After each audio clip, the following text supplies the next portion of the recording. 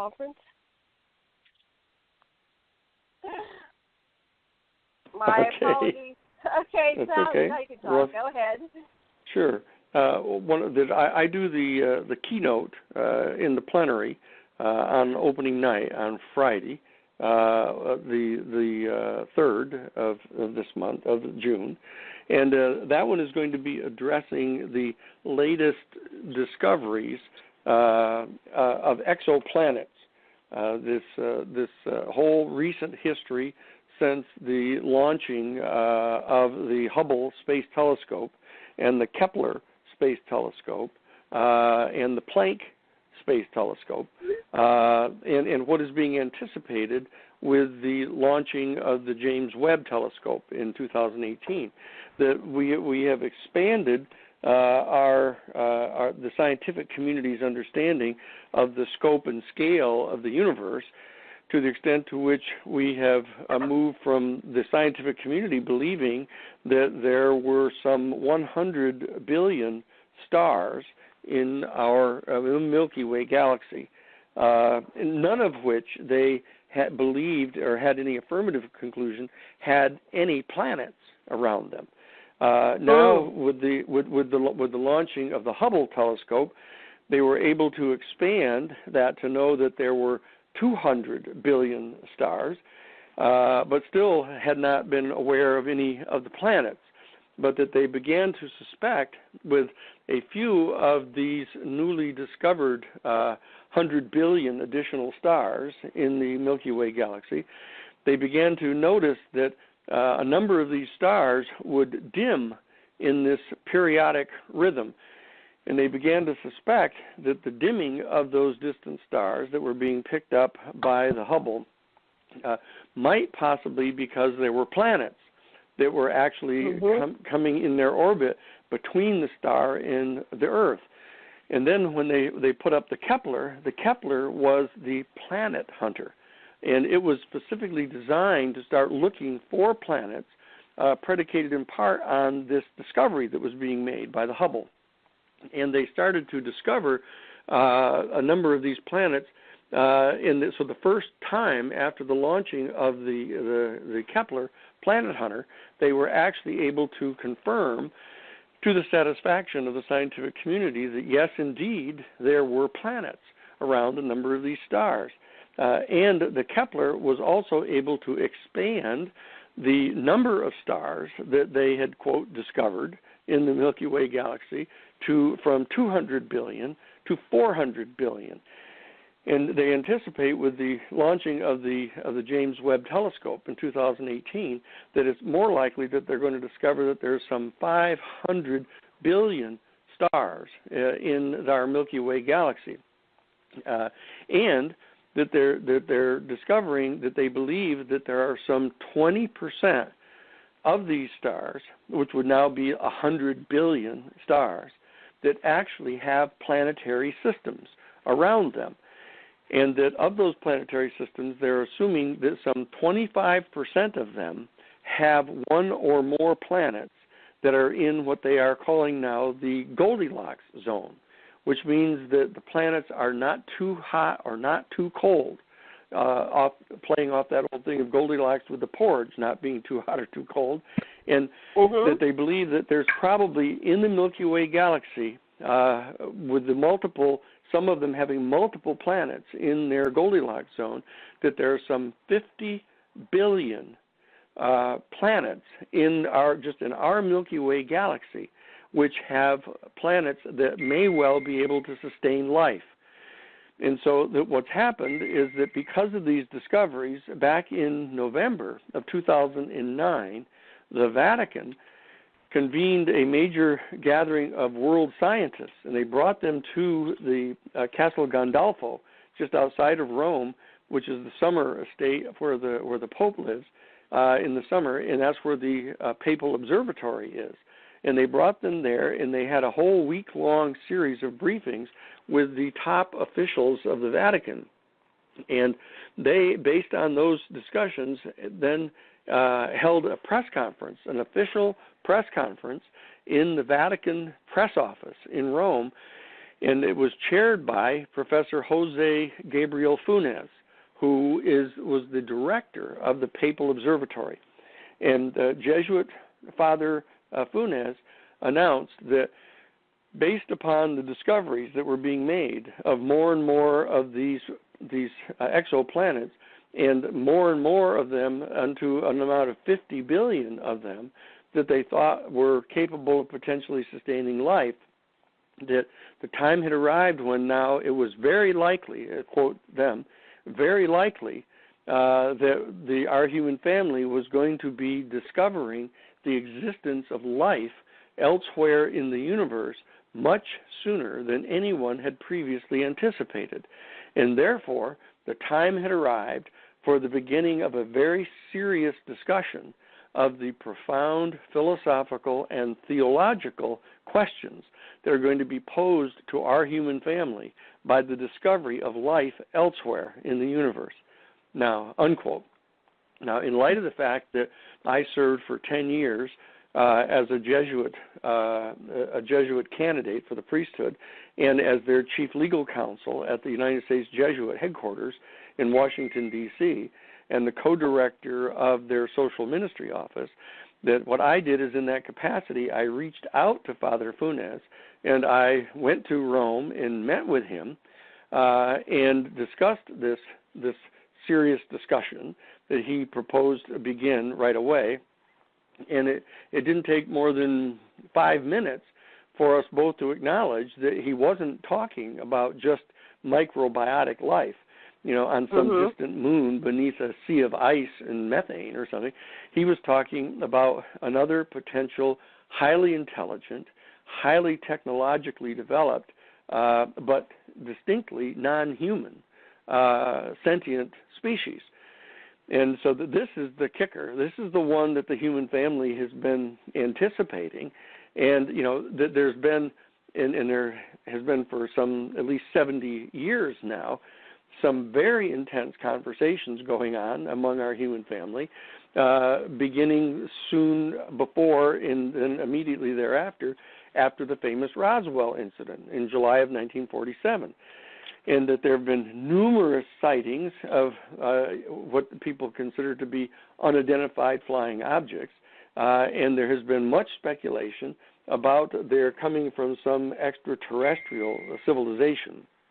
And this was followed by numerous reports of direct face-to-face encounters with extraterrestrial beings in the so-called close encounters of a third kind. And then there are photographs and there are videotapes and everything of these. But the Vatican did not address any of that evidence. What they're doing is taking a very different position, saying that based strictly upon the discovery of more and more of these planets and the ability of our scientific community to discern atmosphere around these planets, and now with the major telescope that has been put out in the desert, out in Chile, that there's a major telescope that is it has a lens on it that can filter out the brightness of the suns, those stars, and they believe they can actually see the planets as they come through their orbit out around to the side of those stars. And with the computers, since they can put the satellites or the space-based telescopes in a stationary position outside our Earth, they can focus on such a star for weeks, indeed months at a time, without any motion whatsoever and any interference from the atmosphere of the planet. So they can actually draw down data from the surface of the planets as they are orbiting around the star. And they're going to be able to put that data through computers and then generate computer images of the surface of these planets and run the data from their atmosphere through a spectroscope and tell what the actual chemical components are of their atmosphere to be able to locate planets that have atmospheres very similar to those on our Earth, and they can start to search for evidence of life on those planets. So this quest that we're engaged in for the discovery of extraterrestrial intelligence, this is actually the theme of the first talk I'm going to be doing is called The Fascination with UFOs in the Existence of Extraterrestrial Intelligence and the Human Quest for Transcendence. The point is that this confronts people with what they view to be a religious encounter, and the reason for that is that religion, the Latin root for religion, is relegare, which is to relink, to hook our human consciousness back into unity with the entire universe that we have separated ourselves from through the exercise of our intellect. With the evolution of intelligence and the intellect in human beings, somewhere between Australopithecus and Homo erectus, this further development of the synapses in the brain have caused us to the Latin root for intellect is intellectus, which means the ability to distinguish the difference between. And our intellect is our ability to distinguish the difference between ourselves and the rest of the universe. And what it has done is it has generated a concomitant anxiety and a separation anxiety, this ultimate existential angst, this sense that we're alone in the universe, that we're separate and apart from all the stars that surround us, etc., and that the religious experience is one of transcendence, the ascending out and apart from our sense of separateness back into unity with the universe. So that this quest for the other beings in the universe is in part a substantial part of the quest for transcendence on the part of our human family. And we believe, and I've written a number of different places about, that we're not searching simply for another intelligent species.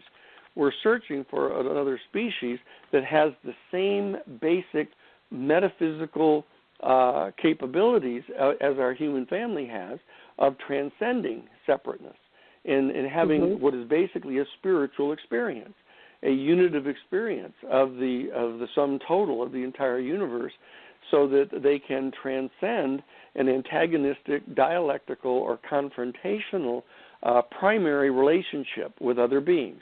That's the people that we're looking for. And if we can find these people and join in community with them, or these beings, that we believe that we can establish a peaceful and coexistent relationship with these beings, and they can help us, explore the stars. Anyway, that's what I'm going to be talking about. You could, with that final part of what you just said, you could be teaching one of my Tantra classes. Because we come to experience our, move beyond our skin encapsulates and self-sense, activating our Kundalini energy and activating our chakras and moving into unity consciousness and away from that negative separation. And you start with the parent, other one person, and you move to your family, your group, your community, your country, your world, your galaxy, your universe. So fascinating. I love how you tied it all up in a neat bow there, and I'm just excited to come and listen to your. It sounds like you've done a lot of study, investigation, reflection, because not all UFO exopolitics investigators and authors come to these type of high spiritual conclusions. There's a few I can name, but I won't name them. But I love how you're going the whole spectrum instead of just saying nuts and bolts and that's right. That's what this is about. There are more prosaic issues involved, of course, of being able to discover what type of technologies they have that might enable us to address the issues of global climate change and alternative sources of non-polluting energy, other kinds of health benefits that we might be able to obtain from them. But there are a whole series of reasons why people would be interested in this subject. But this, I think, is the kind of overarching, all-important issue that underlies the fascination with UFOs and extraterrestrial intelligence? Okay, I'm going to pass the talking stick to Karen. John, who wants to go first? We'll go boy, girl, boy. John, you want to go first? Go ahead, Karen, because I did the bio intro. Okay, yeah, Karen, we haven't heard from you yet. Karen, are you there? Oh, did we lose her? Okay, John, go ahead. I'll look and see what happens to Karen. Here she is. Very. Hold on. Okay. Hold on. She must have bumped off and came back on. Let me just turn her back on. Yeah, I get to turn people off and on. I fell to the invisible trapdoor. Yeah. Gosh, it was a great introduction. I was just riveted. You went totally in a different direction than I thought. You were so nuts and bolts, and then you went consciousness level, and that was amazing how you took that turn. I'm kind of curious because, first of all, I've been kind of impressed with the Catholic Church's acumen in the sciences. I learned some of that from a relative who was a physics. He was a Jesuit administrator, or priest, and he was also a physics teacher. And so I learned how much resources that they put. You wouldn't expect, in a religious organization to have that tremendous amount of scientific, capability, including their own satellites and everything. But I was wondering, and I know they've made some astonishingly interesting, pronouncements that they, in fact, do entertain the idea that there is extraterrestrial intelligent life, and that they anticipate a peaceful, interaction with them. And I was wondering if this show on Friday night, typically we're talking about the experience or phenomenon, the abductees, contactees, what have you. And I was just wondering if they've looked into this sociologically, because this is, for us, a big next step is the fact that we acknowledge that those intelligences have already contacted regular rank-and-file human beings. So I was kind of curious if you had a beat on what their plan was, or what were they doing to kind of understand people who've been contactees and abductees. Well, this is a second category from the discussion we're going to be having on Friday night, which has to do with the issue of the human quest for transcendence and the fascination with UFOs that is basically following the pathway with the exoplanets.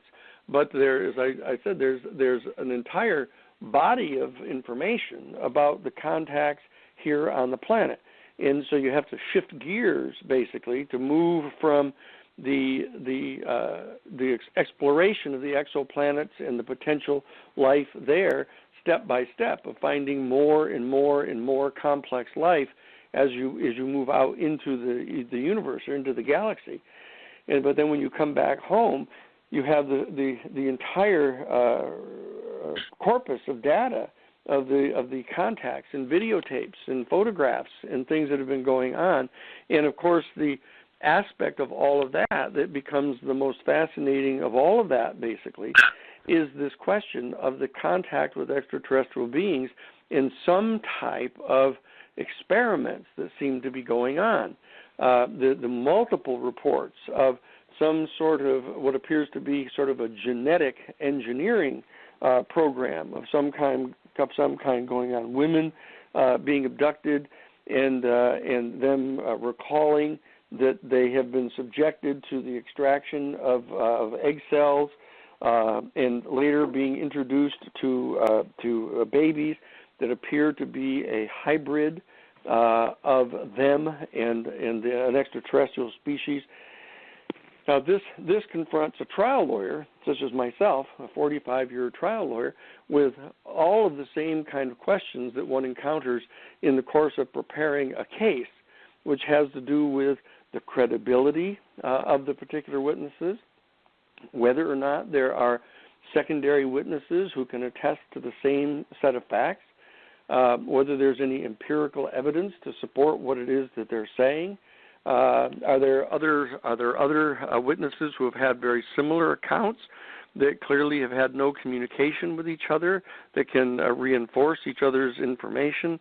There's a whole series of questions that need to be posed. Now, I have met I've had the great fortune, as you probably know, I was the attorney for Dr. John Mack at Harvard University back in 1994, when Dr. Mack, the head of the life sciences and psychiatric facilities at Harvard Medical School, he in fact wrote a book called Abductions, Human Encounters with Aliens. And he set forth in the book several accounts, numerous accounts of persons whom he had interviewed at great length, and had given to him full accounts of their having had, of being certain that they had had such an experience. And he ended up studying these types of experiences that the people had, and ended up writing a major article for the New England Journal of Medicine, which is sort of the gold standard of peer-reviewed journals for the medical field, and they refused to publish it. And he became upset about that and published it as a book, and then he was confronted by the faculty at Harvard University and pulled in front of an ad hoc faculty committee and basically chastised for what he had done. And he ended up retaining me as his attorney because I had graduated from Harvard College and Harvard Law School and had attended Harvard Divinity School and was familiar with this issue of alternative worldviews. And Dr. Mack had become convinced that what the problem was he was having at Harvard University is that Harvard University was the proponent of the classic scientific, logical, positivist worldview, a radically materialist worldview, and that this UFO phenomena and the ET phenomena didn't seem to comport with the fourth paradigm scientific, logical, positivist worldview, that there were too many things going on that seemed to be abnormal. The ability of these vehicles to be traveling at super high rates of speed and then turn direct 90-degree angles, and that no human being or any being that is a material being that we know of could physically survive movements like that. And a whole series of details that were given by the people they interviewed that made it perfectly evident that that they believed they were having an encounter with an extraterrestrial being. And so I was his attorney, and in that context, once we won that case and stood down that inquisition against him, that I became legal counsel for PEER, which John Mack founded, called the Project for Extraordinary Experience Research. And in that context, I got to meet many, many, many dozens of people who gave these accounts of these direct face-to-face encounters with extraterrestrial beings, some of whom gave accounts similar to the one I referred to of women being abducted and remembering egg cells being taken from them. And one of them, a woman of Karen, being later introduced to a child that was clearly a hybrid between the extraterrestrials and human beings that she knew was her daughter from that egg cell. And so I've had an opportunity to interview literally hundreds of people who have purported to have had these experiences. Some of them I have become convinced are delusional, that it's not true, that they wanted to be part of this extraordinary phenomenon going on and they'd made it up, and whether they'd convinced themselves or not, the fact is that I didn't credit their stories. Others, however, I was convinced that they were completely sincere and genuine in their accounts of what it is that they were perfectly certain had happened to them. Then there's the whole field of people that, 99% of us that are fascinated by these subjects of UFOs and extraterrestrial intelligence who have never had any kind of a direct face-to-face experience with any extraterrestrial being. Yet we have become convinced, based upon the experiences and accounts of others, that this is actually occurring.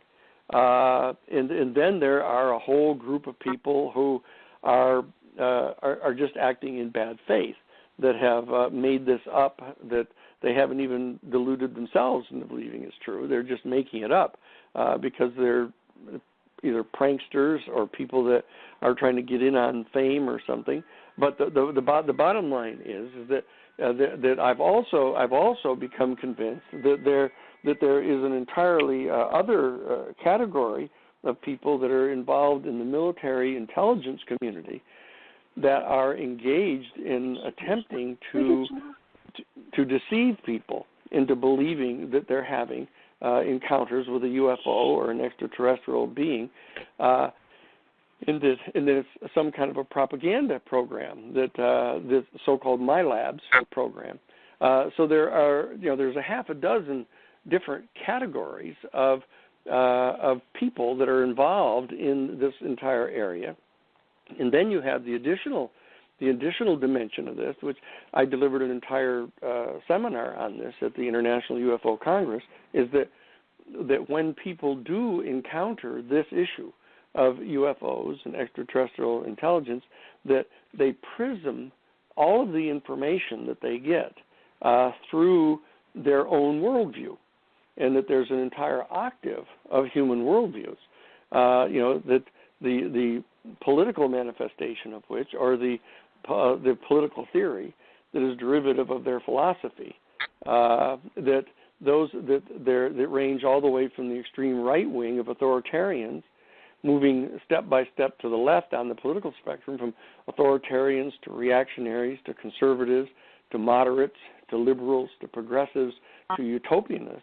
Each of the people within those worldview groups perceive the entire issue of UFOs and ETs through the prism of their own worldview. And so the way they react to this particular phenomenon is completely dictated by the worldview that they adhere to. So we get people who are authoritarians, trying to figure out how they can maintain their authority on the earth and over everybody else if there's this other extraordinarily sophisticated and highly technologically developed civilization interacting with us. They're trying to figure out how they can establish contact with that species and bolster their own power. The others who are who are reactionaries, who see the whole world in terms of good and bad and black and white and good guys and bad guys, they perceive the potential extraterrestrial beings as being ultimate bad guys. And so that they're just spinning out all of these fictions of them coming to the earth and attacking our earth and unto eating us, and that entire projection onto the phenomenon. And on the other end of the spectrum, there are utopianists that happen to believe that these beings are ultimately angels, the same thing that exists as angels in the mythology of the human family, in that they're all sent by some infinite intelligence that are sent here to help us, to help save us, to help prevent global climate change, to help us eliminate nuclear weapons, so that you see that the issue is complicated by this distorted perception that people have of the phenomenon.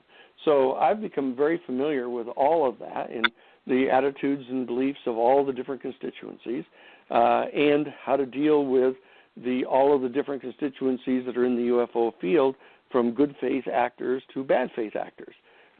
So I've spent ever since 1977, when I was contacted by Marcia Smith, the head of the Science and Technology Division of the United States Library of Congress Congressional Research Service, to participate in the top secret study that President Carter wanted conducted of the issue of UFOs. So I've been involved in this field since 1977, but prior to that, like most everybody who's listening here today, when I was old enough to sit out in the yard at night in the summertime and look up into the sky and see the billions of stars, I've been completely fascinated by what it is that's going on all around us. But I wasn't professionally involved in it directly and in a unique way until 1977. But ever since then, I've been now for some 40 years, as of next year, 40 years I've been involved professionally in the field as an attorney and as an investigator, and I've been legal counsel and am legal counsel for the Disclosure Project. We had a session of the Disclosure Project in 2001. in the summer of 2001 that Dr. Stephen Greer put together, and I was legal counsel for the Citizens Conference on UFO stuff that Steve Bassett put together a couple of years ago. And so I've been involved legally as one of the principal attorneys and political experts that have been involved in this entire field. So that's what my experience has been. Thank you. Danny, I'm an experiencer, and I've been having contact since the crib. And I've been in contact with many, endless, numerous species. And it's just very complicated. There's people that want to categorize them as good or bad. You know, it's just like human beings. There's all different personalities out there. So my husband was a colleague of John Max, and they studied with, what's his name, Stan Groff. They were in the Stanislav, programs.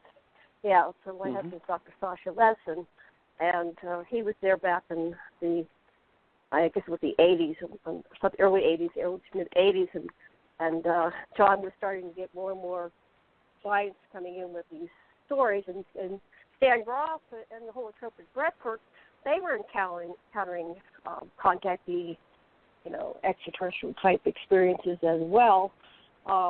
Some people were using entheogens, and some people were just using holotropic breathwork. So I just wanted to comment on that. Oh, when I told John I had a MILAB type encounter with, several species of extraterrestrials and the military, this was late, probably 1998 or 9. Might have been 2000. Anyway, he, at that time, said, I really don't want to discuss those type of experiences yet. And that's kind of like changed over time. People are now addressing the MILAB type experiences. I, too, had a very major military connection when I was on a military base with the extraterrestrials. So I haven't quite written that in my book yet, but I'm going to bring that out. Anyway, so I just want to put that on the table there. Any comments from you or the other two people, John and Karen?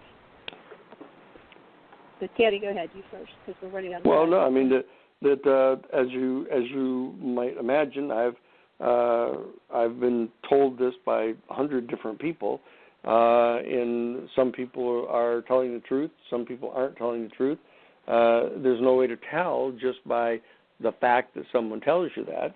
Now, everybody, of course, is equally offended by that. If they say, well, I just got through telling you it was true, and they anticipate that one is just going to automatically believe them or just automatically not believe them, I don't believe either one of those responses is appropriate, that one has to, discuss it with people, subject it to examination and et cetera. So my response is always that that's extremely interesting, and that we would have to talk in more detail before I'd be able to make a determination of whether it's true or not. And even the fact that people are completely sincere and they believe that they've had the experiences doesn't necessarily tell you whether they have or haven't. It's very complicated because we have mind control projections, we have all these experiences, and if somebody is making up, they may believe it, and all the distance is rather subjective when you look at it that way. What my husband, Dr. Lesson, who is an anthropologist and a psychotherapist, says, if they're making it up, where are they making it up from? I mean, when A.R. Borden said that we're pulling it down from some level, that everything that is, was, and ever will be already exists, so they're just tapping on, kind of like everything's floating in the cosmos, and they're just tapping on to something because it's probably relevant and to their lives, their personal lives. If you look at it this way, like it's a holotropic universe and everything it just does exist, and we can basically select a timeline or a multiverse, which is what I was shown when I was 4 on a mothership, and I was my eternal self and not just a 4-year-old. I was into who I am as an eternal being. It's that we are the choosers, and where do we want to go? So can we find a timeline multiverse which serves all to the best, highest good? Right now we seem to be on one that really just respects those at the top, and the rest of us are, dog meat. We're just slaves to corporate elite. So what are your thoughts on that? I mean, I'm just putting that on the table. Well, I just spent an hour this morning with Gary Knoll on his radio show out of New York. He is doing a major 4-part series called The Masters of Wealth, in which he's analyzing the power elite. And I teach an entire course on that at the University of California here at Santa Cruz about the power elite and the role that they have. And so that is a sort of a entirely different and distinct issue that we need to talk about other times, and that is this configuration of our form of self-government within our own species on this one planet.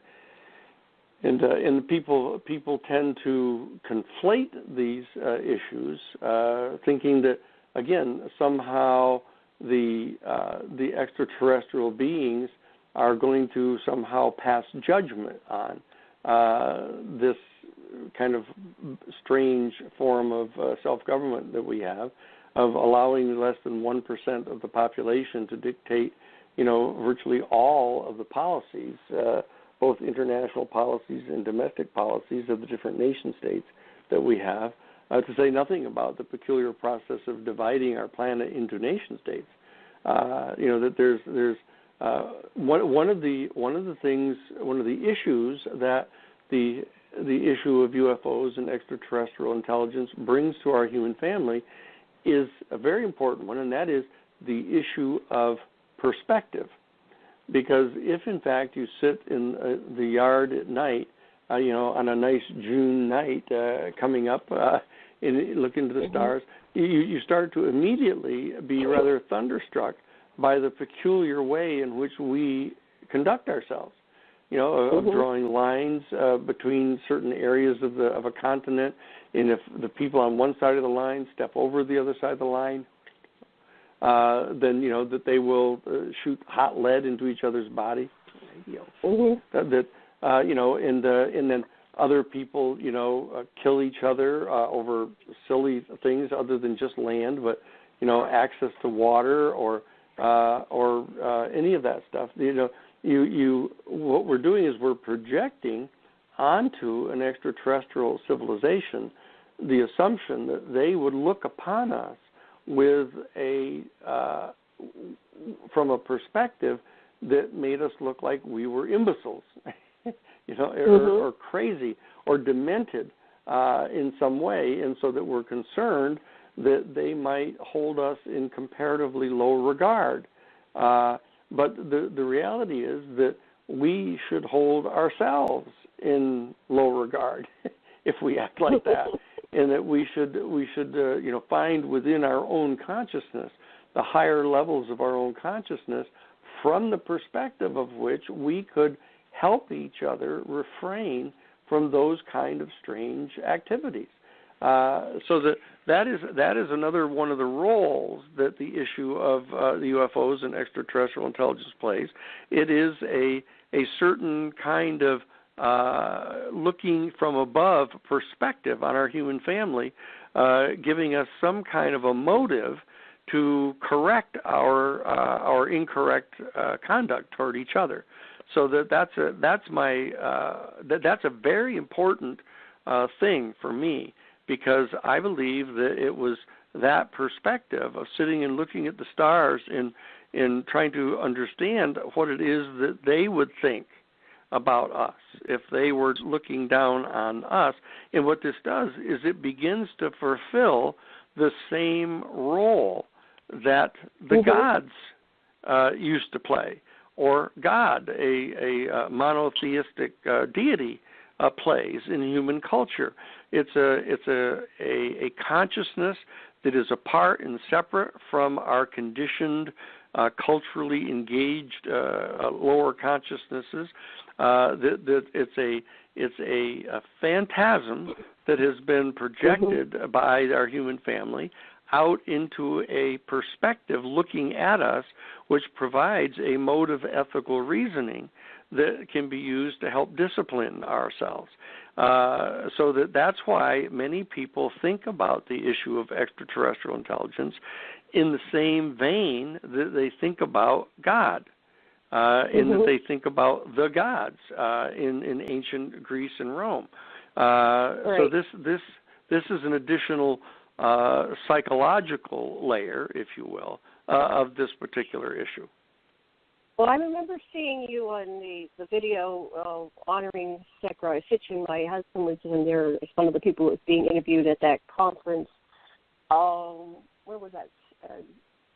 I forget where that was. That was the first patient program of Zecharia Sitchin, and they were interviewing everybody out in the corridor there. And my husband was kind of new to the field, and the Prophets Conference. Remember, they were ones that sponsored. You were there anyway. You were there. You were on the video, Jennifer Stein. Mm-hmm.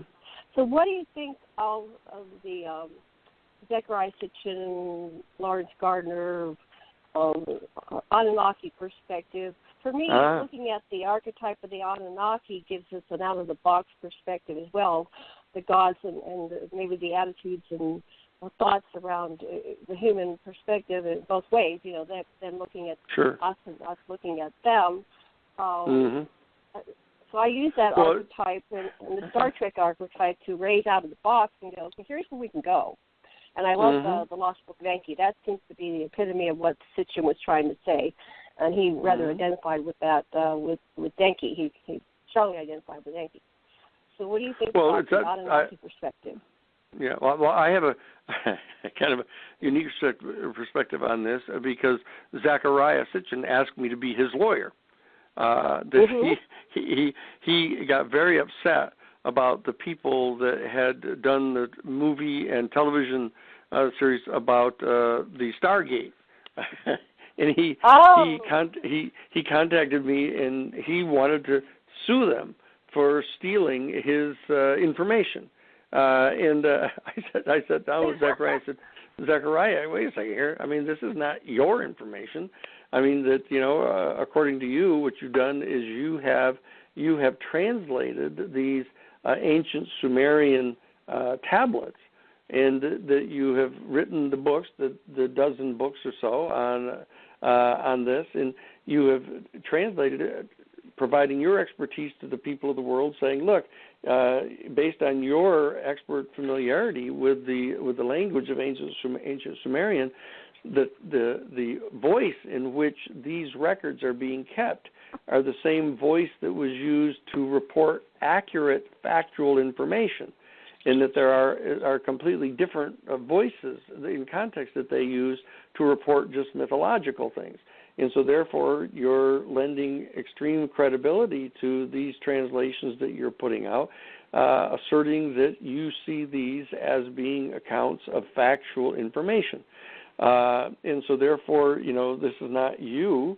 This is not your story. You didn't make it up. You didn't, this isn't a creation of yours. So you have no possessory interest in this. And he finally ended up understanding that. And so that my relationship with Zecharia in his books is, that this is an account that the people of the time wrote down, asserting that the Sumerians were aware of this particular history of the Anunnaki and their origins in South Africa, the generation of a genetically engineered species that was engineered from forms of Homo erectus that really explained the linkage between Homo erectus and Homo sapien. Now, that's a credibility question. It's a question of having access to those plates, determining whether the plates are completely original and valid, whether or not the translations of them are valid, whether it's some kind of complete mythology that was an accounting of the people of that time, of the Sumerian people, whether or not Zecharia is accurate with regard to saying that it is written in the unique voice of the language that is recounting factual information.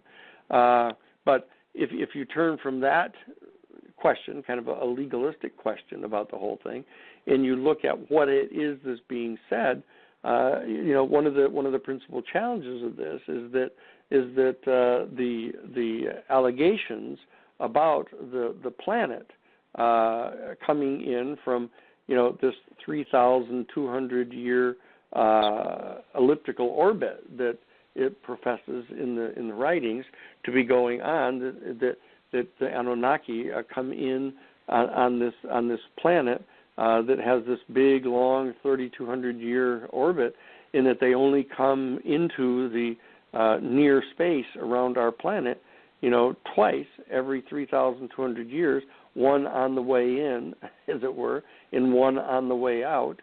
I got John Mack to put me in touch with the head of the Harvard Observatory, and had him undertake a special scan of the skies, because that every time you talk to somebody originally about this writings of Zecharia Sitchin, they always end up starting to tell you that, Nibiru is on its way right now, and that Nibiru is going to be here in 4, 3, 5, 6 years. There's this metaphorical kind of importance that this issue of Nibiru has taken on within the UFO community, in which their kind of wishful thinking is projecting onto this data to think that Nibiru is on its way in, and we're going to, in that all of these sightings that we've been having over the last 70 years or so since Roswell, this rapidly increasing amount of sightings is evidence that Nibiru is approaching us, and that the ships are coming from Nibiru, and so that we're on the brink of being visited once again by these Anunnaki. That the laboratory, the observatory, was unable to find any evidence of that. Scanning the skies, they did not see anything that seemed to be resembling such a planet approaching us. So that's all I know about that. And one would think that a set of data or story that was so incredibly elaborate as that which was put down on the tablets by the Sumerian people, you would think that there'd be no reason for them to make that up. But the fact of the matter is, we've all encountered, especially in this community, elaborate hoaxes. And just look at Star Trek itself. I mean, there are thousands of people in the United States who spend virtually all of their time familiarizing themselves with virtually every detail of Star Trek, and that they have volumes that they write about the different planets that were discovered, about what goes on at the Starfleet Academy, what do the courses look like at the Starfleet Academy. There's an entire subculture that they have spent thousands of man hours. You might say the same is true of the Bible and religion. Well, no. There are you can do that. Subcultures of anything like that.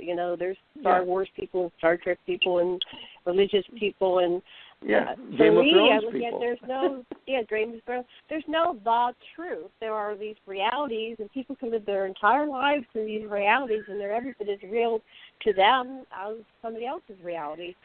Well, only if they lose track of themselves. I mean, that once they start down a road of doing that, that's one of the other problems we encounter in the UFO community, is they spend a lot of time creating a world like that, and they finally end up falling into it and end up losing perspective and actually believe that it's true. That L. Ron Hubbard was a classic example of that. L. Ron Hubbard spent years writing science fiction books, and he finally just clicked some kind of a switch and started convincing himself that this was true, and that therefore he must be somehow channeling this or downloading this from some other source, and ended up just being convinced it was true. But yet the first several books that he wrote, he was very conscious of the fact that these were science fiction, until he finally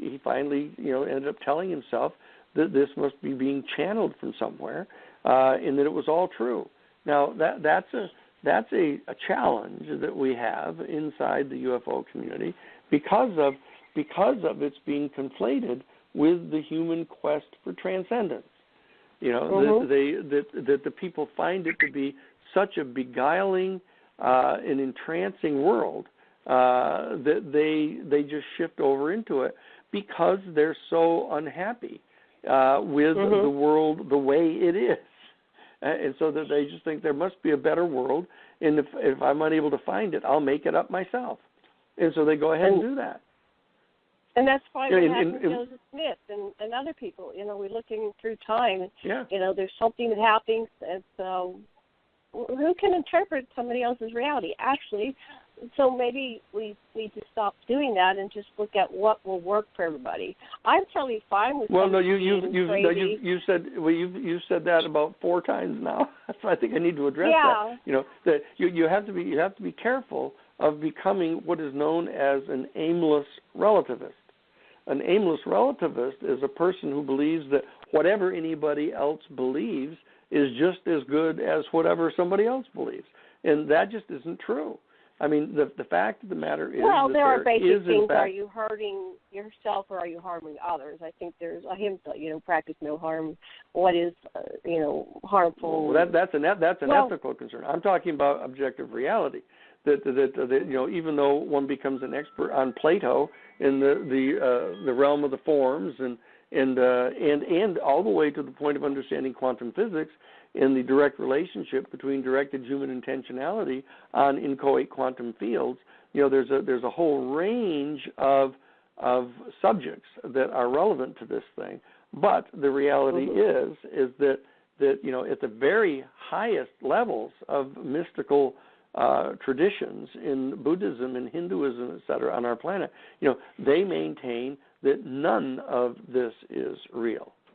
That everything that we believe we are experiencing here in the material realm is in fact a delusion. It is a dream.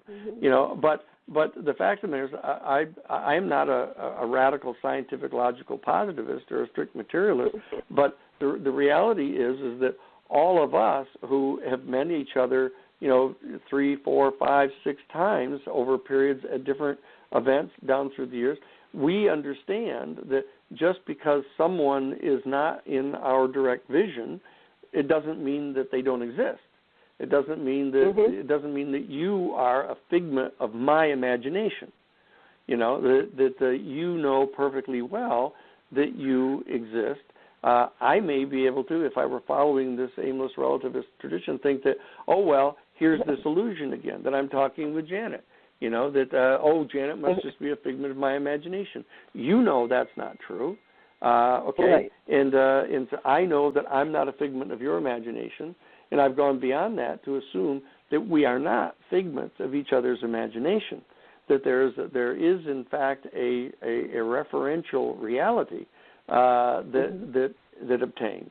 Now that is important for us, because those of us who are devoted to trying to keep us from destroying ourselves, either with thermonuclear weapons or with the building of private nuclear reactors right on the seacoasts all around the world, as global climate change is generating a rise in the global mean sea levels. You know, that we're going to have, you know, 402 of these Fukushima events with them going underwater. You know, or killing ourselves through a global climate change to the point where we generate so much CO2 and methane into the atmosphere that we raise the global mean temperature to the point of thawing out all the permafrost areas of the planet and allow 50 megaton plumes of methane to go up into the atmosphere and kill ourselves. You know, I mean, there are things that we can do to ourselves if we don't have an adequate grasp on reality. And so that I'm an advocate of our being realistic about what the nature of reality is, and not getting too carried away about this. And so I sort of, in a sense, hold down that position with many others inside the UFO community, so that just when a person starts thinking that they're picking up signals from extraterrestrial beings on their molars, that one has to be careful about that, because some people become genuinely delusional about that. And so that we have to be very careful in making evaluations as to whose data we use to determine what this phenomenon is that we're encountering with UFOs and extraterrestrial beings. Well, that's absolutely fascinating, and we're out of time. So, Danny, one final minute with you. John, Karen, thank you. I'm sorry we didn't get back to you, but we'll have to have you back again, Danny. This is incredible. What would you like to say to our listeners before we bring on the next person?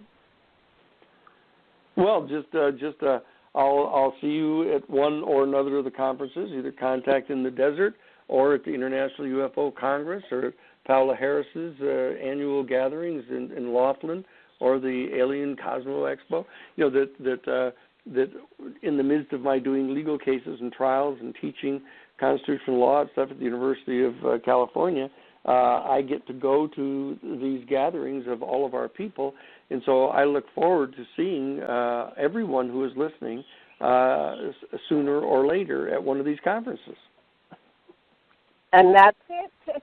Thank you. Yes, we will see you, Danny. And Karen and John, hang on. I'm going to play a couple commercials, and we will be back with, what's his name? Karen, John, what's our second? Brad. Brad Olson. Olson. Okay. So we'll be right back. Thank you, Danny. What's to the table? And you're presenting at what? Contact in the Desert next week? Is that? That's right. Yeah. Or are you at Alien Cosmic Expo as well, or just Contact in the Desert? This time around, just Contact, but hopefully all right. They'll like what they hear, and maybe I'll get invited to start doing those expos. But okay, so yeah, I mean, I live in San Francisco. Where you guys are in Hawaii, right? I'm in Hawaii. John, tell Brad where you are. I'm Reverend John Polk. I'm Reverend John Polk. I reside just outside of Universal Studios in Orlando, Florida. All right. Well, we got a little triangle going between the three of us then. No, there's a four. There's a knee. We have four. Make it a square. Yeah, my name's Karen Christine Patrick. I live in New Mexico. I'm about 3 hours out of Roswell, the Mecca of UFOs. So there you go. Nice. Nice. Well represented panel here. Yes. So tell us more about yourself and your work. Our listeners are just waiting to hear. Sure. Listen, well, that was a great setup piece. I appreciate that a lot. And I produce a How Weird Street Fair part-time. We just got done on May 1st, so that's kind of into hibernation. And I'm back full-time year-round with CCC Publishing and the authors that I publish, including Leo Lyon Zagami, whose book Confessions of an Illuminati Volume 2 just came out through CCC Publishing, and my own second edition of Future Esoteric, The Unseen Realms, also just came out, and I think that's what we're slated to talk about here on this show. Wonderful. Where do you want to start? What's your burning share that you want to start with right now? Well, I guess just another little setup piece for your listeners is I originally grew up in Chicago and self-financed a 3-year trip around the world, and that's when I got started in travel writing. My first book is called World Stompers, a global travel manifesto, kind of how-to book for budding young travelers who want to go abroad for maybe months or years at a time. And that's what I did. I taught English in Japan and made enough money to self-finance a 3-year trip around the world. And it was really an incredible learning experience, and found myself drawn to the sacred places naturally as any long-term traveler would. And that led to my Sacred Places series of books, which are also still unpublished and doing quite well. And then some of the mysteries of those sacred places, I'll give you an example. I went to the Great Pyramids on a full moon in March 93 and actually had snuck up and got to the top of the Great Pyramid and had a bit of an epiphany moment up there and sort of set me on my track to land out here in the West Coast. And it was something about those pyramids, something about the incredible monuments you see around the world. There's more story to be told, and I covered them quite in depth in my Sacred Places guides. But, for example, the Great Pyramid just had more of a story to be told, and so then I switched over to writing about esoteric subjects, and that is the nature of my 2 books in the series so far. Modern Esoteric, which is looking all the way back to the antediluvian civilizations and then coming up through history with the secret societies and the mystery schools and so much more that we have learned to this modern day. And then Future Esoteric takes a more forward-looking view and gets into the ET and UFO issue. And it's that book, Future Esoteric, that got me asked to be a speaker at Contact in the Desert next week. Okay. I want to pass the talking stick around so our co-host here can ask you questions that you just devote the million questions to me, but I would take up a lot of airtime. So let's hear from Karen. I'm going to pass the stick to John because we hardly heard from John last hour, and I know that John knows a lot about Brad. So okay. Go for it, John, and catch you later. Hey, Brad, I'm a huge fan of Ancient Aliens, and I've watched every single episode. I've recorded every single episode. I watch them over and over and over again, especially when they relate to shows that we're going to do collectively as a team, and especially somebody like you who's been on the show. But one thing I wanted to talk about was the island of Pompeii and Non-Madal. Yeah, the city of ghosts. And I remember you explained something about how those was it the basalt pillars, how they stacked them and how they moved them, and you used the term auditive levitation, which if you match the sound frequency of matter, you can render an object weightless. That's right. Can you explain that? I mean, I get the basic parameters of it, but can you explain that so that we can all understand that concept better? Absolutely. It's a great question, John. Well, think about how an opera singer can shatter a wine glass through midair. Ooh. So that's already auditive restructuring of the atomic piece that she breaks apart. And we know that wavelengths and frequencies and vibrations have a very real effect on the material world. So as it relates to Non-Madal, and just to give a little more background, there's this incredible part of the island. It's actually a little separate island just off the main island, Ponape. And on one side of it, on top of a shallow reef, are dozens of these Lincoln log type stacked buildings, enclosures on 4 sides with entranceways and sometimes windows and sometimes little passageways down into the ground that do exit out sometimes on the reef. So it has like an underwater characteristic, and these above ground giant megalithic basalt logs stacked so expertly on top of each other is just one of the true enigmas of the ancient world. And even the villagers who it was presumed were the builders stay away from there. As you said, it's a haunted place, and generally the locals don't like even going there, and they certainly won't spend a night there. But a lot of Westerners love to go there. Yeah. But to answer your question about auditive levitation, I use an example in Future Esoteric in a chapter called The Secret Sciences, where a Swedish doctor named Dr. Jarl knew some Tibetan monks, and one of the High Lamas had been sick out in Tibet, and they summoned him to come out from Sweden, which he did. And he spent some time with these people, and he used some Western medicine, which they were appreciative of, I think antibiotics, and helped out the High Lama. And since he was did such a good thing for them and befriended them, they said, well, we're going to take you out and show you a few things that we do.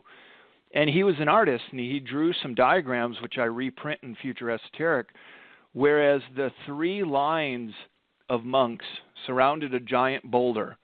One of the lines were drummers, another line were trumpeters, and the mass majority in the back were the rest of the monks from the monastery who were chanting.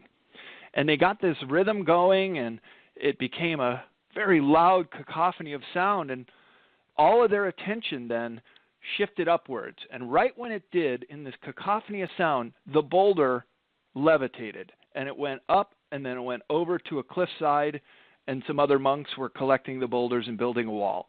He was so astonished when he saw this that he did some research on it and published some work. Unfortunately, it has not been lost, but it's just an example how auditive levitation can be utilized if you understand frequencies and vibrations. And that's indeed what Nikola Tesla said: if you want to understand the mechanisms of the universe, study frequencies and vibration.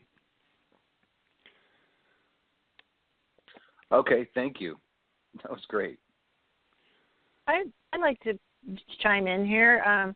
Have you seen the videos of John Hutchinson's work, The Hutchinson Effect? Because basically he was using technology to utilize some of this frequency and vibration energy to melt metal. There's video of him levitating a metal ball and tools and such. So basically you can get there from this meditative acoustical effect that the monks were using, but also it appears that if you can get those, effects with sound and vibration through technology, some of those same effects kind of appear. So is that something you were familiar with? Yes, indeed, and that's when it starts to tie into anti-gravity and anti-gravitics, the science behind anti-gravity. And very much so. You can go on the internet right now and find videos of bowling balls levitating, of frogs which are alive and squirming around while they're floating in midair, and other things. And this technology has been around for decades. Unfortunately, it's one of those that gets sequestered in these black projects and not released to the general public, because it could do a lot of good. It would revolutionize transportation for one, but perhaps also open the door to free energy, and that's why I suspect it's been one of these secret sciences that have been actively suppressed for decades, if not longer.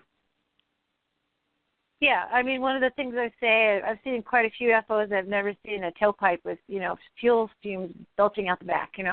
They're and, they can do things that would really be hard to do in any of our craft, like 90-degree turns. I've seen that a couple of times, and that would just be, if they didn't have their kind of own bubble of reality that's separate from ours, the inertia would pretty much squish the occupants up against the wall. Or toss them out of the chairs, as we famously see in Star Trek. But so basically, they've got some other, making some kind of bubble of reality that's a bit different than our gravitational forces and whatnot. That allows the, obviously this is how advanced cultures who aren't hung up on using fuel transport them. And we're kind of at a point where they're really pushing hard for us to understand that. I mean, all kinds of people are getting all kinds of downloads and, of course, seeing UFOs. And once you've seen that, it works in your brain. Like I saw a star tetrahedron-shaped craft that was totally silent, going faster than a jet plane. And this is in 1979. It was absolutely not aerodynamic in any way that I could understand it. And that just stuck in my brain for a long time going, what? It defied my understanding of everything I knew about physics, and that's going all the way back. I mean, this is just a modern phenomenon. It goes all the way back. So, that's great. The idea that this is ancient technology, absolutely right.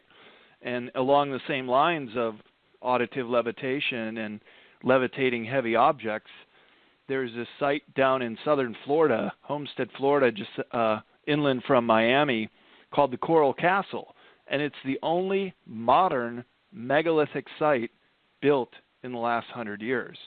And it was this little spindly guy from Latvia, his name was Edley Scalin, and he would quarry these giant megalithic stones right next to his property. He would work alone every night, and then in the morning you'd see another giant slab stacked upon another slab. And the only clue he would give is he said he knew the secrets of the ancient Egyptians.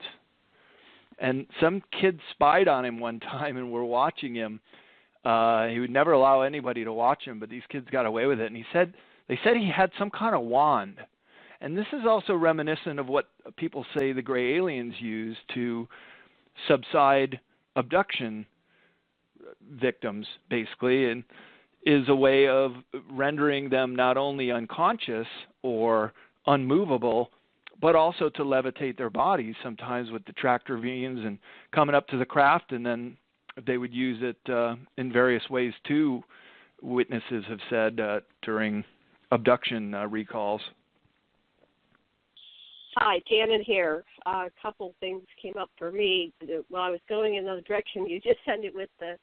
I've had the tractor beam on me. I'm an experiencer contactee and having experiences since the crib. And one time I was, they gifted me because I kept asking, please show me, stop, being so secretive. I know something's going on. Please show me what's going on. So they took me to a big field and they gave me my own personal close encounters of the third kind type scene, the final scene where they had all the craft go by and then they had a giant, the whole sky was like, the horizon was all hieroglyphs, and it was like scrolling overhead, just like the writing in Star Wars, right? And it was like the most amazing thing. And at the end, I ran down into the valley because I saw two owls or ghosts or something. But when I got close, they were grays, and they were kind of like teasing me. And I ran around the bend, and I got hit in the solar plexus with the beam, and they started to, and then you're frozen. You're being lifted up by your chest basically, and your arms are back. You see that in so many renditions. That's exactly what happens. And at one point, they started to make me go unconscious. I said, "No, stop! I take me consciously. I want to know what's going on." And they ever so gently set me back down, and they said, "We never take you against your will. You always have, free will." And I right. said, okay, and then they returned me, back to. And then years later, I went and I found the scene where this encounter was, and it was in California, and it was the place where I met my current husband. It was like magical when I arrived there. It's like, oh, this is where they brought me. What's going to happen this weekend? And that's when I met my current husband.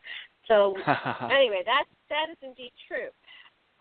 Second point I wanted to talk about, and we can discuss this as I pass the talking stick back to you, is I'm very interested in the Anunnaki Illuminati connection, and I've been studying this for years with my husband, Dr.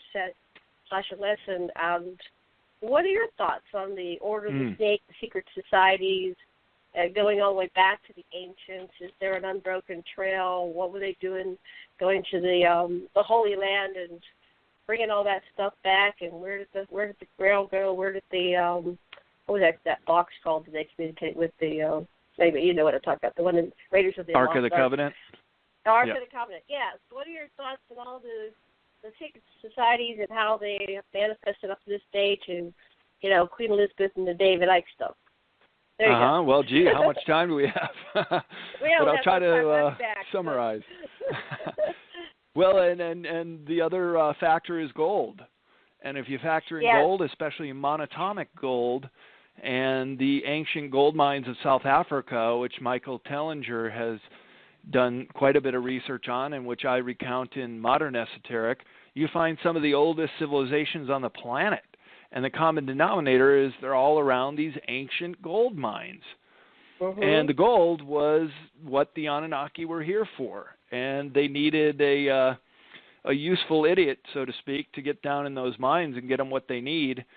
So they did a little genetic tinkering and created some prototypes of Homo sapien, which in different kind of ways we're still part of today. And I grew up a staunch atheist, evolutionist, and still very much believe in the scientific method and studying scientific breakthroughs and stuff, but there's still a big hole that's missing in the whole story of humanity, this so-called missing link, which will never be found because there isn't one. The missing link is us making this great genetic leap from the proto-humans to what we could term today as modern Homo sapiens in so many various forms, the African, the Oriental, the Caucasian, even the Australian Aboriginal, very early version of the first humans. Then I would say there was a mixture with those survivors of Atlantis and possibly the progenitors of Lemuria.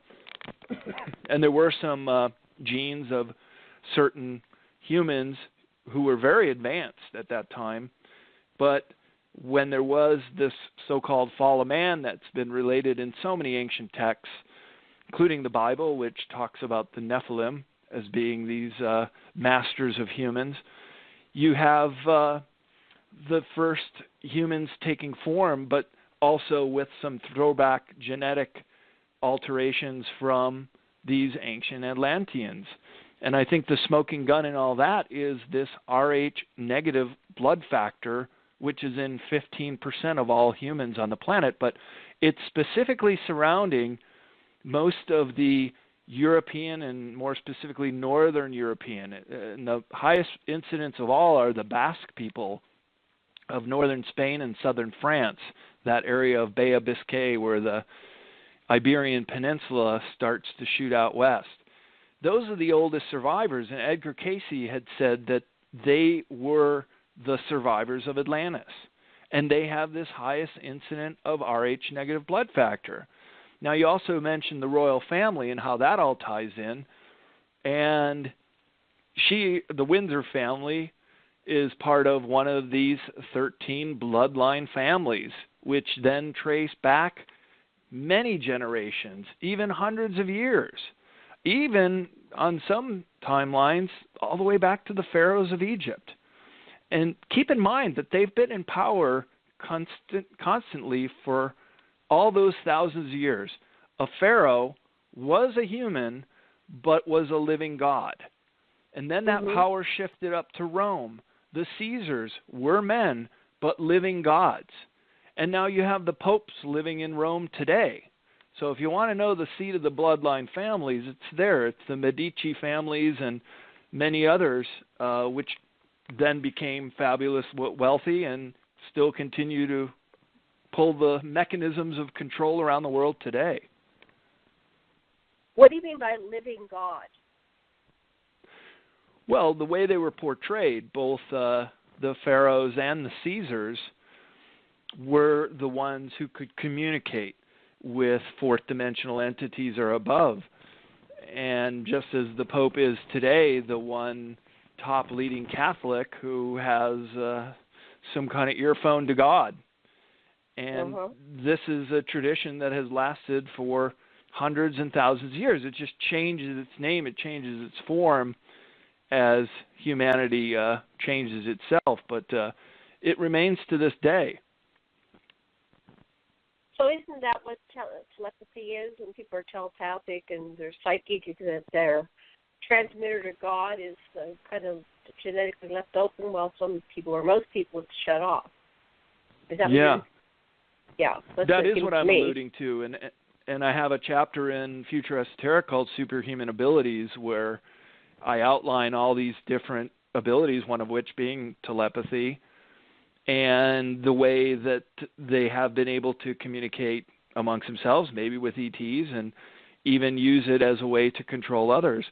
Just a little anecdote, I was backpacking through India in 1993, still pretty young, but had been on the road then for 2 years, and I've heard every scam and seen how they do it.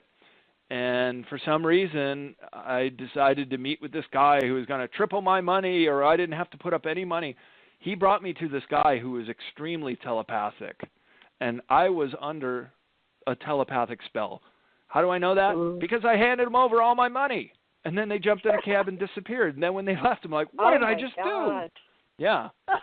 So having that perspective, I mean, I got my traveler's checks back. I lost maybe $100, but now, in retrospect, it was totally worth it because I fully recall that incident and how this guy made me think what he wanted me to think.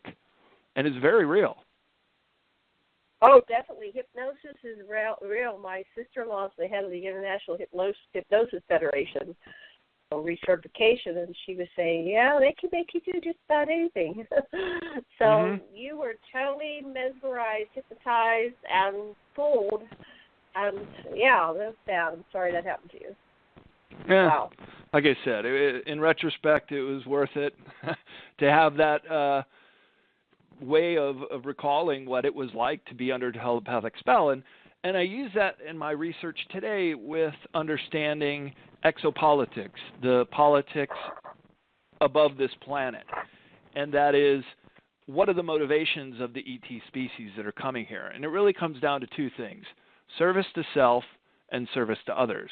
And those malevolent ETs who are in service to self, such as the Greys and the Reptoids, and maybe even these 13 bloodline families, Anthony Sanchez calls them the Austro-Albus. And it's one and the same with the Illuminati. And these are some data points that are all connecting to this other form of humanity who lives among us and have always been in control. But now we're finally finding out exactly who they are. So who are they? Well, you want names? Yeah. The Rockefellers is a bloodline family. The Rothschilds are a bloodline family. The Windsors, and then other industrialist families. The 13 families, yeah. Well, apparently I'm part of them. I'm a Crop, KRLCP or KRUCP. Crops, yeah. Yeah, I'm one of those. I read that David Icke book. I went, whoops. But there's the bastard line. There's those that have their life for all the money and the power, and then there's the bastards out there. And for some reason, they have a bunch of bastards, like my life. I'm getting a little static here. I'm not sure where it's coming from. It could be coming from me. But Karen and John, can you take over for a few? I gotta do something. I'll be back in like 5 minutes. Okay? I'm gonna mute. Okay. Yeah, I'm hearing static too. I'm not sure where it's coming from. So we'll just I think unfortunately it might be my line. I'm trying to render that. With it? Yeah, I'm sorry about that. Yeah, try muting it, maybe off and on, and see if that's what's off. Here we go. I'm on a landline, so you get what you get. That worked. Hey, I'm gonna toss it over to John. John, go ahead. Getting back to being hypnotized, I was the opening speaker at a UFO conference last year, August 28th of last year at Experiencer Speak 4. And I was the opening speaker because the girl who put on the conference, her name is Audrey Starborn-Hewins. She knew I would make it very spiritual and ethereal and just create a social milieu that would be very supernatural. So I did that, and so I decided, well, I'm going to do a seance. I'm going to do a seance to see if I can draw angels and or benevolent ETs into our congregation, as I am an ordained minister. And it worked. It worked. There was over 20 witnesses to this event. I mean, like this, groundbreaking, world-changing event. And I've been trying to get multiple people from MUFON and everybody else to investigate this. Can't get anybody to investigate it. However, Jimmy Church somehow found out about it and got me on his show back in January of this year. And it was a big to-do, but so get this. I'm sitting right next to two blue-skinned extraterrestrials that looked perfectly human except for the fact that their skin was blue. And they did the Jedi mind trick on over 20 of us. Wow. And and you talk about being hypnotized. I was sitting there trying to pull out my phone and take a picture because they talked to me the most and they sat right next to me the whole time up until they left. And I'm sitting there, and the guy who did most of the videography for the whole conference, he was going to get his $3,000 camera and take video of them, and we all forgot. I mean, how do you forget to do that? How do you forget to do that? I mean, it was just unbelievable. It was an unbelievable thing. But if you have a chance at Contact in the Desert, ask Jimmy about it. Oh, I will. It was a total trip. And that's cool. Karen, who is my editor-publicist, we're working on a book about that and other things right now. As all three of us, Janet, Karen, and I, we're full-on experiencers. And, some of the things that happen to us, you just got to put it in writing in a book. So we're working on my second book. But I did want to go to one of your talking points here. Is time travel possible? I guess we can all say yes. But then you go on to say, describe the holographic yellow cube that can interface with the human mind. Can you explain that to us? Oh, yeah. This is one of the greatest things that was discovered when our scientists, including those scientists that came over from Nazi Germany under Project Paperclip, discovered when they started backward engineering some of the craft, including those that came down in Roswell and New Mexico. And there had been several. And they found this, they called it the yellow cube because it reminded them of the size, and it had this translucent yellow color. It was about the size of a phone book, and it was the ultimate tablet, as you could imagine, because it would interface with your mind. You didn't even have to talk. You could just think your thoughts. Really? And you could say, I would like to see a holographic recreation of the Kennedy assassination. Or when it was originally brought out to the generals by the Greys themselves who demonstrated it, they wanted to see the crucifixion of Christ. And it played out holographically, just as a perfect record as it had occurred over 2,000 years ago. And, of course, this blew away the generals. And then they were able to use it to interface other things in history. And when this technology will finally be released, and it will be, because once it starts getting into a couple human hands, it does become somewhat of our collective consciousness. And in a way, if you meditate and think about it a lot, you can start to access your own memories of what it is. That's what's so mind-blowing about this technology. And when it does start to get released into human hands, it does become part of our collective consciousness. So if you were interested, say, on the assassination of JFK, you could freeze frame it. You could see where every bullet came from. You could see who got the kill shot, and then it's the end of the story. So when this technology is released, and I use the metaphor of the age of transparency in my book, Future Esoteric, this will be the end-all, be-all to all conspiracy theories, because we'll talk about the ultimate app. We could all access it on our smartphones, just like the Yellow Cube someday. And this is basically some of the highest technology that has been recovered, even higher than anti-gravity and the free energy devices. Those pretty much became standardized technologies that they could break open and reproduce. But it did take the scientists many decades to fully comprehend the Yellow Cube and its ramifications. Because here's the thing, you can use it to access any event throughout history, not only on our planet, not only in our time as modern humans, but even back to Atlantis or Lemuria. And you can even go off planet with it. And you could look at the history of other planets. So this technology was just so incredible that they had to think about a way that they could use it militarily. Well, you can also use the Yellow Cube to look into the future. And this is a very dangerous tool if it falls in the wrong hands. Why? Because, well, first of all, the future is nothing but a series of probabilities. But those probabilities can be manipulated to make them happen. And it's almost like time, and I talk about timeline 1 and 2 in a chapter in Future Esoteric, is like a river. And the river wants to flow in the direction the river's flowing. But people can divert some of that river and try to make another channel going off here. And that is possible. And this also ties into time travel. And so to use the Yellow Cube to look at future events, they wanted very much to see this Timeline 2 scenario happen. And they kept trying to manipulate it so things will happen that it will go the way of the Illuminati and the world control and the New World Order and taking out quite a few human beings, which is a very, very dark side of it. But the most probable future that humans have is Timeline 1, and that's where the body of the river is flowing. And they kept trying to alter it to go into Timeline 2 to create these little channels off stream. But the river is forceful enough to keep going forward, and they haven't been able to pull off a World War III yet. And they have tried. They have tried many times.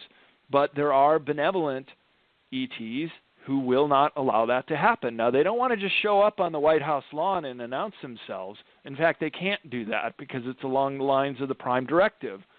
Like the abduction scenario. If you say, I will not consent to this, you have free will and you will be returned. But if people are curious and just want to go along for the ride, then maybe they will have access to do what they want with you.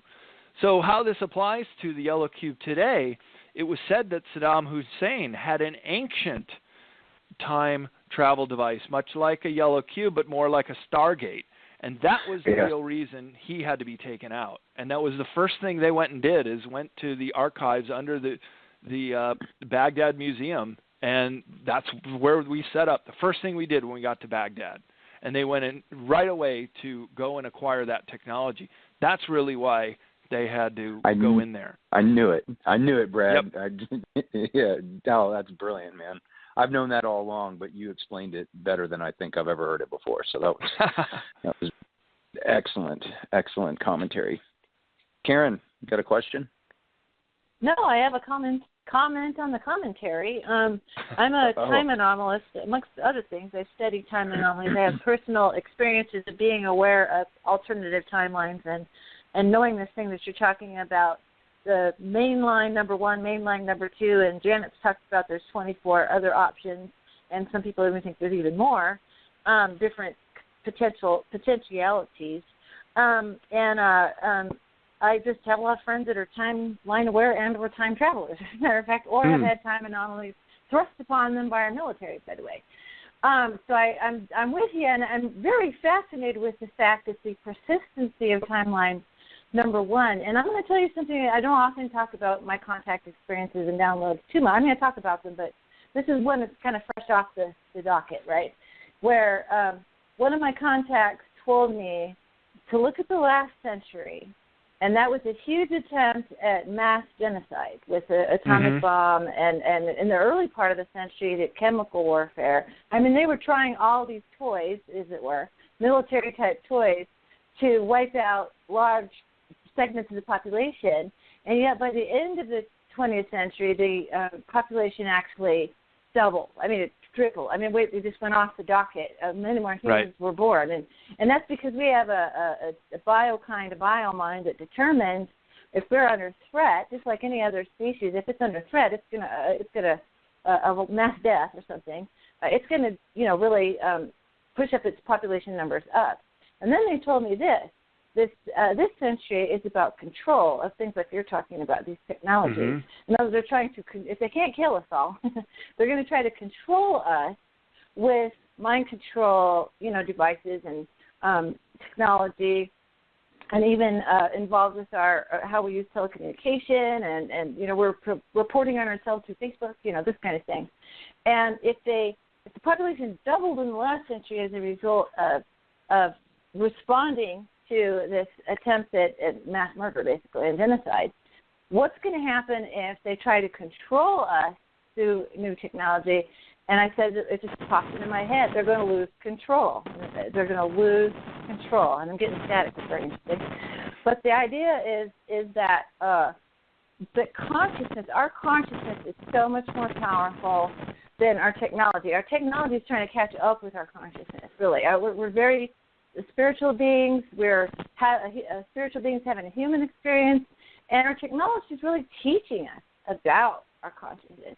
And so all of this is like training wheels. All the things we do with technology is like training wheels for us to understand or remember what we've always been able to do and who we are.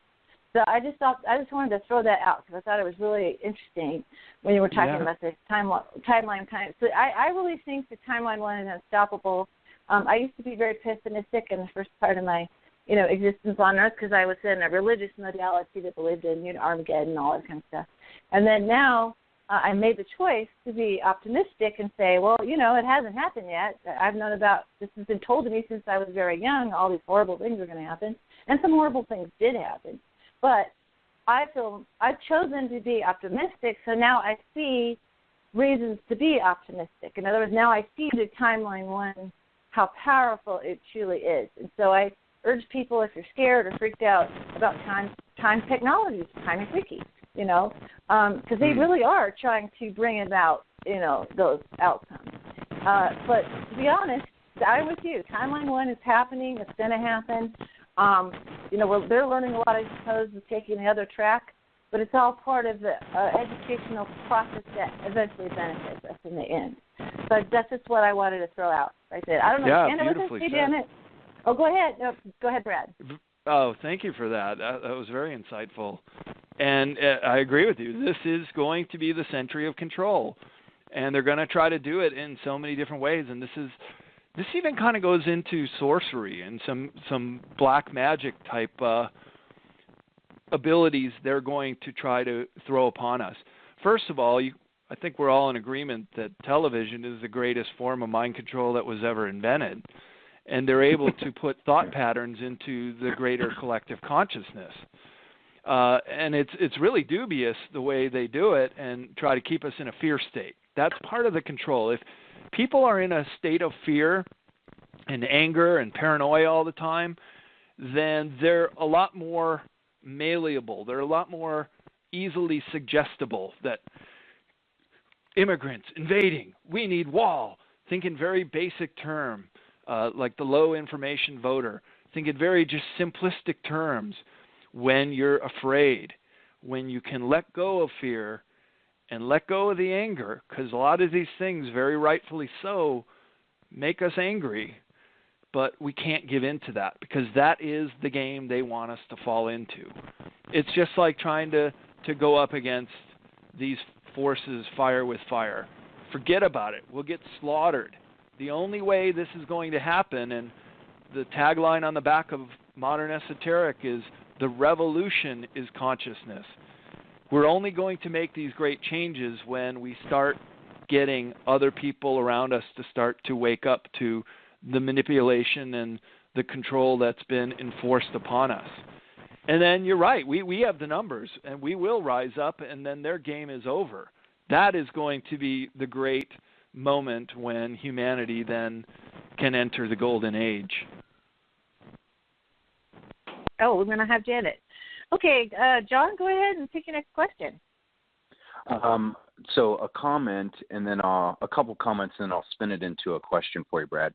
So you were saying that if you're visited by extraterrestrials and you vehemently deny them access, then I guess most of the time they're going to leave you alone. But in my case, I invite loving, benevolent ETs to come into my life as much as humanly possible, and surround myself with protective godlight, and do a lot of protocols for spiritual protection, which a lot of people forget to do before they enter the astral plane. They doesn't even enter their mind, but you should always do that. It's just a rule of thumb. But anyway, I do it all the time. And it does play into me being a lifelong experiencer, and the experiences that I have, the encounters I have, the CE5s I have are just increasing exponentially, which is great. I love it. So I told you about the conference with the Blue Beings. Well, Audrey Hewins, the lady that put on the conference, I met her mother at the conference, but then she came down to Orlando for a MUFON meeting. And Denise Stoner, I don't know if you know Denise Stoner, and Kathy Martin. Anyway, they're big players with MUFON and ufology. They do a lot of speaking around the country at these different conferences. But anyway, they were there, and they were good friends with Audrey Hewins' mother, Nancy Hewins. And I ran into Nancy, and I really didn't have a chance to talk to her at the conference, but I got to talk to her at this MUFON meeting at length. And she's just a beautiful person. I can see lights over her head. I could see angels all around her the whole time that we were in that same room. It was pretty amazing. Nice. And she hugged me and said, I'm a hugger. Give me a hug. And, hopefully I see you at the conference again this year. We talked about the Blue Beings for probably 20 minutes, which was really cool. And then that night I come home. I'm by myself. I don't even really remember what I was doing, but I black out. But before I blacked out, there was all this very low-flying air surveillance, which happens to me all the time, especially when I know that there's craft in the area. But they did it before anything actually happened to me. So I wake up on my couch and my front door is wide open, which I never do. You know, I would never leave my front door wide open, but my front door was wide open, and I woke up and I had just had a dream about the blue beings. And the next day I call Karen and I tell her, I'm like, how come there was so much air surveillance, like low-flying drones, low-flying unmarked white Cessnas with no catalog numbers on the wings, which, you know, you have to, according to the FAA. And then also you got to take into consideration their flight patterns. You know, that was an FAA registered flight pattern over my house, a couple hundred feet over my house. Why do they fly that low? Because if they fly higher, that's where all your commercial aircraft are flying. So this surveillance stuff goes on over my house all the time. And I said, Karen, why was all this surveillance activity going on before the UFO showed up? And she said, because the powers that be were already able to tap into the timeline, and they knew that this was going to happen to you. So they were setting up camp. They were setting up camp, waiting for them to come. And I'm like, wow, that actually made a whole lot of sense. And then about a week or two ago, I have this dream, and I'm going to cut it real short. But in the dream, somebody's trying to kill me. And they're pointing a gun at me. They're about to shoot me. And then all of a sudden, I wake up. And whatever happened, I ejected some kind of archon outside of my body. And and then I started to think about it more and more and more. I started to not try to think about it, but allow the information to come to me. And what came to me is that this, what I call extra dimensional, not exactly sure what it was, an archon, spirit being, an energetic ET that didn't have a physical body, not exactly sure. But I could feel that it was using my soul to astrally travel to a different timeline in which I was already there. So maybe in this other timeline, this extra dimensional was a tree, or was a rabbit, or was something not as significant or as intelligent as an intelligent being. And so if they see that you, in a concentric lifetime, are in a time loop that they want to get into, that they can astrally travel through you. But I was able to eject this before it could travel through me any further. Have you ever heard of anything like that before? Oh, yeah. I was going to jump in and say I have some information for you guys. Oh, people please. On this planet who have psi power, PSI, psychic abilities, experiencers like yourselves, anybody who's starting to perceive the extra dimensions that you spoke of, they pose a threat to these malevolent service to self ETs. And they are actively attempting to suppress us. And they will do things like dreams, and I've had many myself. And you basically have to insist they go away and continue to bring the light beings into your existence, because they will help. But this is something that is going on the psychic level and in the multidimensional multiverse out there. And the people who are awakening on this planet are going through a lot of hard times right now, and are feeling the pressure because they need to keep us down. If we keep rising up and our numbers are increasing, it's game over for them, because then we get to that critical mass of 10% or so, and the 100th monkey effect could happen within the human species in an instant. And then you're going to have an enlightened race of humans who will just start seeing through all this stuff. And these dark Archon network forces, they can't be here when our vibration rises that much. So while they still have that opportunity to suppress those people with psi power, they will do so, and they continue to do so. And I think we all have our own experiences dealing with that.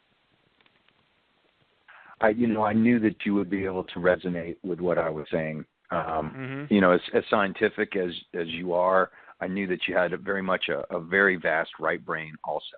So I wouldn't have spun that question at just any of our guests, but I knew you could answer it, and you answered it better better than I expected. Not better, but it just, I don't know, you informed me more than I thought I was already informed about it. So excellent answer. So, hey, we got to be wrapping up here in the next 8 or 10 minutes. Is there any talking points that you'd like to touch on? We'll give you the floor for the remainder of the show if you'd like it. Sure. Well, just want to say a big thank you to you guys. I can tell we're all in the same mindset here. We've all been brought here for a reason. We signed up for this job. We're here to do a major advancement, collectively bringing up the vibration of this planet. And by doing so, we're going to do an incredible amount of good, probably the most good we've done in many lifetimes. And that's why we're here, and that's why we're putting up with so much. But we got a job to do. We're going to do it. This is going to be the greatest moment in human history to be alive. And to even have just a small part in it, like you guys do, the radio show, as I do with my books, it's the best we can do. And we're doing it in a nonviolent way. We're doing it in a way that's going to increase the consciousness of this planet. And if I don't see you guys in this lifetime, we're going to meet up afterwards, and we're going to review these things, aka the Yellow Book, and we're going to see how much incredible good this is going to do for the human race from here on out. And to your listeners out there, just have faith. This is it. This is really showtime right now, everybody. And it's very important that you live in a very purified state. This is true with what you eat and consume in your life and what you think about on a daily basis. This is truly critical to stay positive, remain focused, and have love in your heart for yourself, for the people around you, for the whole planet, for the animals and the plants and even the minerals. This is it. Right now, we are going through the greatest shift of consciousness that has happened in a long time, not only in the world, but in the universe. And this is really the greatest show in the universe. And there are so many eyeballs and so much even entities that we can't even imagine in the multi-dimensions that are watching us right now to make this happen, because we're going to pull through this. It's going to be a tough ride. It's the darkest hour before the dawn. But when it happens, boy, are we going to be amazed at how quickly the human race is going to evolve. We just have to get over a couple speed bumps here, and we will. It will happen. The New World Order will fail. We're going to go right up to the precipice with this, and all these control mechanisms are going to be in place and are going to do their best to suppress those with psi power, and they're going to do things with HAARP and weather control and those frequencies and vibrations, but in a malevolent way. I mean, look around us. We got these cell phone towers all over the place now. We don't know what they can do to us, and it's going to be very hard, but persevere, stay positive, stay focused, keep your eye on the prize, and that prize is the golden age. And we will be witness to one of the greatest shifts in consciousness that any planet and any species has ever experienced for a long, long time. This is it. I mean, we're coming into the grandest period, and I can't stop enforcing that notion that we're just at the light before the dawn. So keep the faith, everybody. Stay positive and love yourself and love the people around you, and just keep that positive vibration going as best you can in the world, because every little bit helps. Every little conscious act, pay it forward, give change to the homeless, it's all good. Just be positive in everything you do and all your actions and all your thoughts. Hard stop. Oh, wow, that Karen, was anything? awesome. Yeah, wasn't that good, man? Oh, man, that was that was great. great. Jump up, that was great. Yeah. Oh, and I like to reiterate what you're saying about we're being watched all over the cosmos. I call it the True Man Show. We're very interesting to everyone because we're going through this process, right? But I want to make sure we know what's going on with you in Contact in the Desert. It is Contact in the Desert, right? And you're going to be speaking. And what should people be looking for from you at this event? Okay, well, I'm giving a presentation called Everything is Fake. I want people to wake up to the fact that we've been manipulated for a very long time and give them the insight to how this manipulation is happening so they can pretty much call it out when they see it. If people want to learn more about me, you can go to bradolsen.com, spell my last name Olsen. And if you want to read my books and get a signed copy, go to www.cccpublishing.com. That's 3 C's in publishing. And those books go through my office here in San Francisco. And that's a way to also get in touch with me if you feel compelled to shoot me off an email or just say hello. Okay, wonderful. John, sometimes my feed cuts out, so I just want to be sure to say thank you to you, Brad. And thanks for coming on here. I feel like a real great pep talk just happened. I'm excited. It's really exciting. And I hope people get, even though you're saying everything's fake, they get that vibe that, yes, everything's fake, but there's something that's real, right? And, John, you got any further comments? And just want to thank you, Brad. And I'll be checking out your website. I looked at it earlier today. I thought it was great. Go ahead, John. All right. So Brad Olsen with an en.com, cccpublishing.com, esotericseries.com, stompers.com, howweird.org, and peacetour.org. Is there any other websites, links, or YouTube videos or anything you'd like to share with us before we let you go? Yeah, I do have a YouTube channel called Esoteric Series, and Modern Esoteric and Future Esoteric are my most recent books just in the last year and two. And I invite people to come onto the CCC Publishing website and check those books out for free. Even if you can't afford to buy one or want to just browse, I allow 100% of my books to be read using the Google Books app on each of those individual book pages on CCC Publishing. So a lot of the things that I talked about today you can access in my books, and I look forward to meeting anybody who's listening if they're coming out to Contact in the Desert. I speak on the first day, kind of late morning, so I'll get my shift over with soon, which I kind of prefer. And then I'll have time to meet and hang out with some of the great minds that are going to be at this event. Yeah, say hi to Jimmy Church for me. I met him at the Alien Snowfest and hung out with him the whole time. Him and his wife are great people. But, you know, Janet's going to be there too, and so is Les Johnson, producer for Fade to Black, and a number of other people. So you're going to have a great time. I'm jealous. Wish I could go, but I'm spending all my money on my next publication. So I guess you know how that goes too. I do indeed. And shoot me any email if you want some advice on publishing, or maybe I can steer you to the right people to make that happen for you, John. Okay, I appreciate it. Karen and I will follow up as she is my publicist and editor, but we appreciate all your time. And the Southern Hemisphere, it's the spring. We're still in the fall, and you're lucky down there. You don't have to deal with Fukushima radiation in the Southern Hemisphere. Although we'll be talking about Fukushima a little later in this interview because it does have a lot to do with your work, as Alfred has told me when I was interviewing him.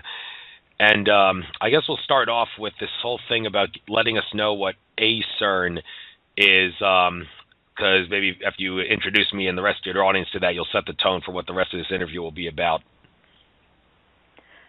Well, ACERN is the Australian Close Encounter Resource Network, which primarily helps people who are having encounters of whatever way they understand them, whether they see them as abductions or contact, or they see themselves as someone we call the star seed or star kid, and even if it's someone who believes they're a hybrid or even a walk-in, any of those kinds of terms, having anomalous experiences where they are concerned, don't understand, trying to get someone to listen who isn't going to judge them, and that really is what ACERN is for. It's a professional resource to offer a listening, non-judgmental ear with information and support as they need it.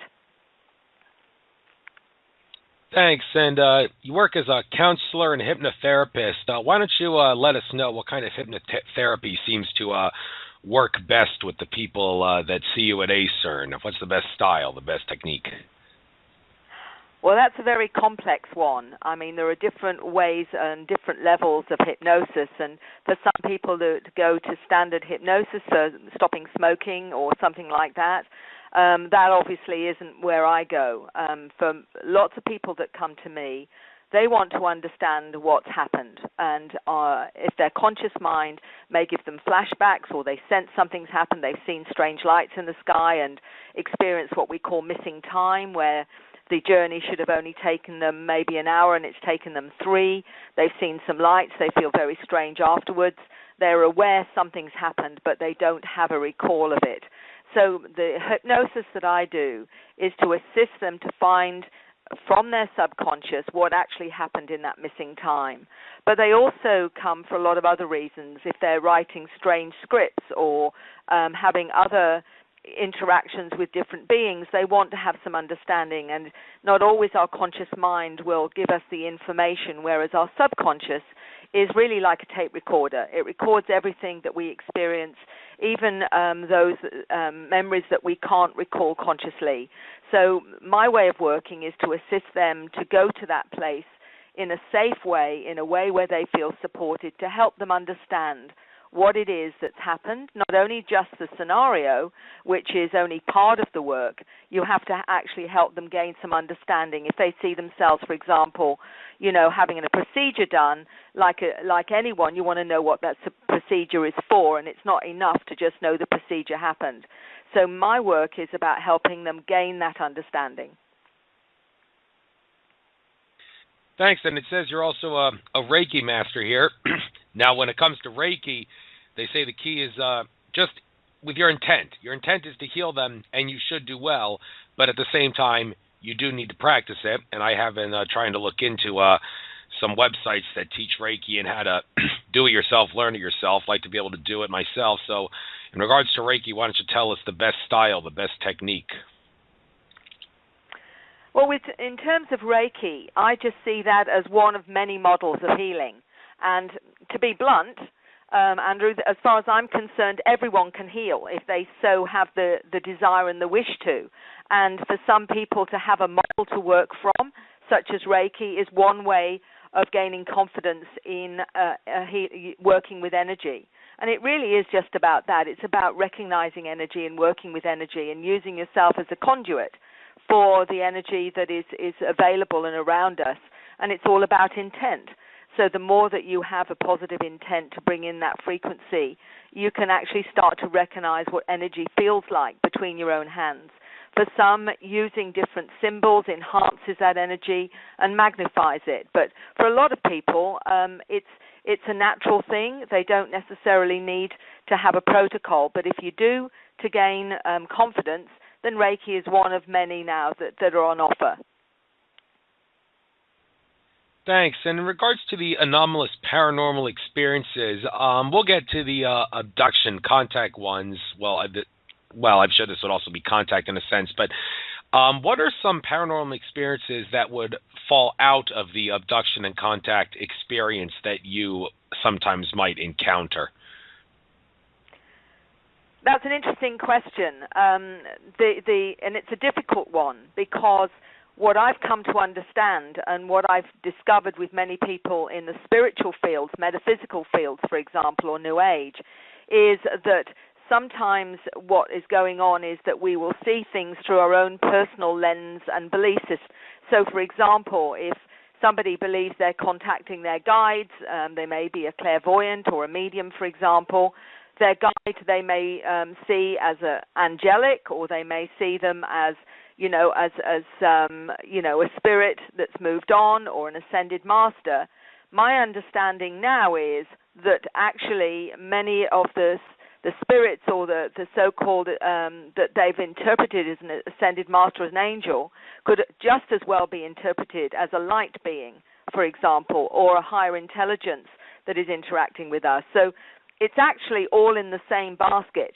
I think the only problem is that we are, as humans, are inclined to want to separate things out and say, well, this is this, and that's spiritual, but this is ET. Well, in fact, it's all spiritual. We are interacting in a multidimensional realm, and there are all types of beings, from extraterrestrial, interdimensional, extra-dimensional, I believe even visitors from the past or the future. So in that sense, you can't really separate it out when you have an understanding of the greater paradigm. And it really just depends on the lens that you want to perceive your particular reality. And if you're very religious, then you may see some of those loving intelligences as Jesus or Mary or another deity, if you like.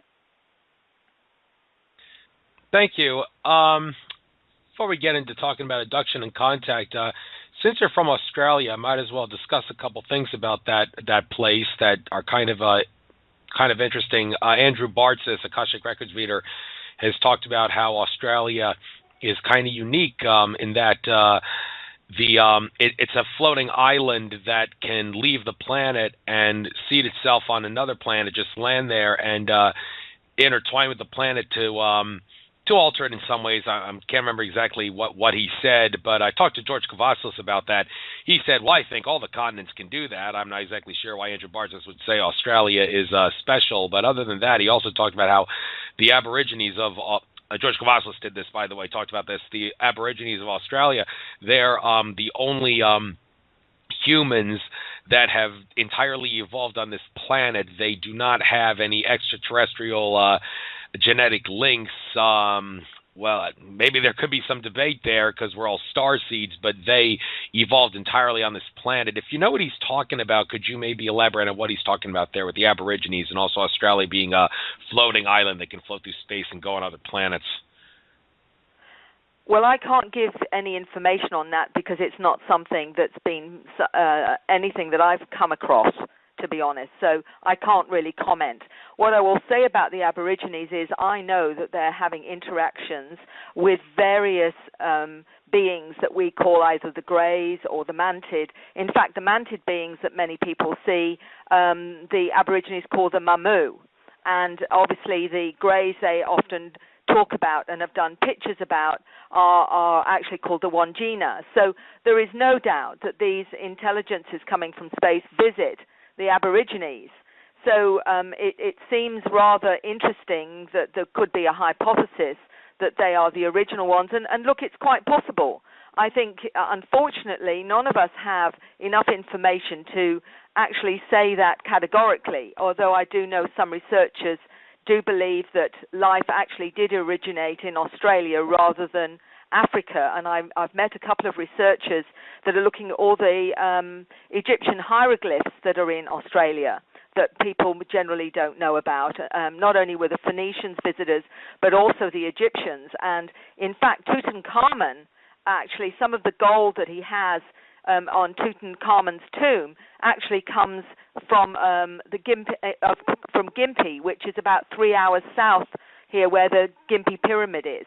So they've been visiting, but the interesting thing is it's not like they were coming from Egypt to actually, if you like, enlighten the Aborigines. They came here, so these researchers are suggesting, they actually came here to learn from the Aborigines, not the other way around, which is a complete turnaround for most people. And these particular researchers that have, discussed this are actually talking about them actually being the originals. But that doesn't necessarily mean that they haven't had some input biologically, because they certainly know of all these different intelligences that we're discussing, from the Greys to the Mantid to these other different beings. And a lot of their drawings that I've even got paintings, which show elders, Aboriginal elders, talking to Greys and elders being taken up on the craft. So certainly there's been an interaction which suggests there may be more going on, but I can't categorically say one way or another. I don't honestly think anyone can. Okay, let's stick with the subject of the Greys and the Mantids for a moment, because there is no truly evil or benevolent ET race. There's good Greys and good Mantids and bad Mantids.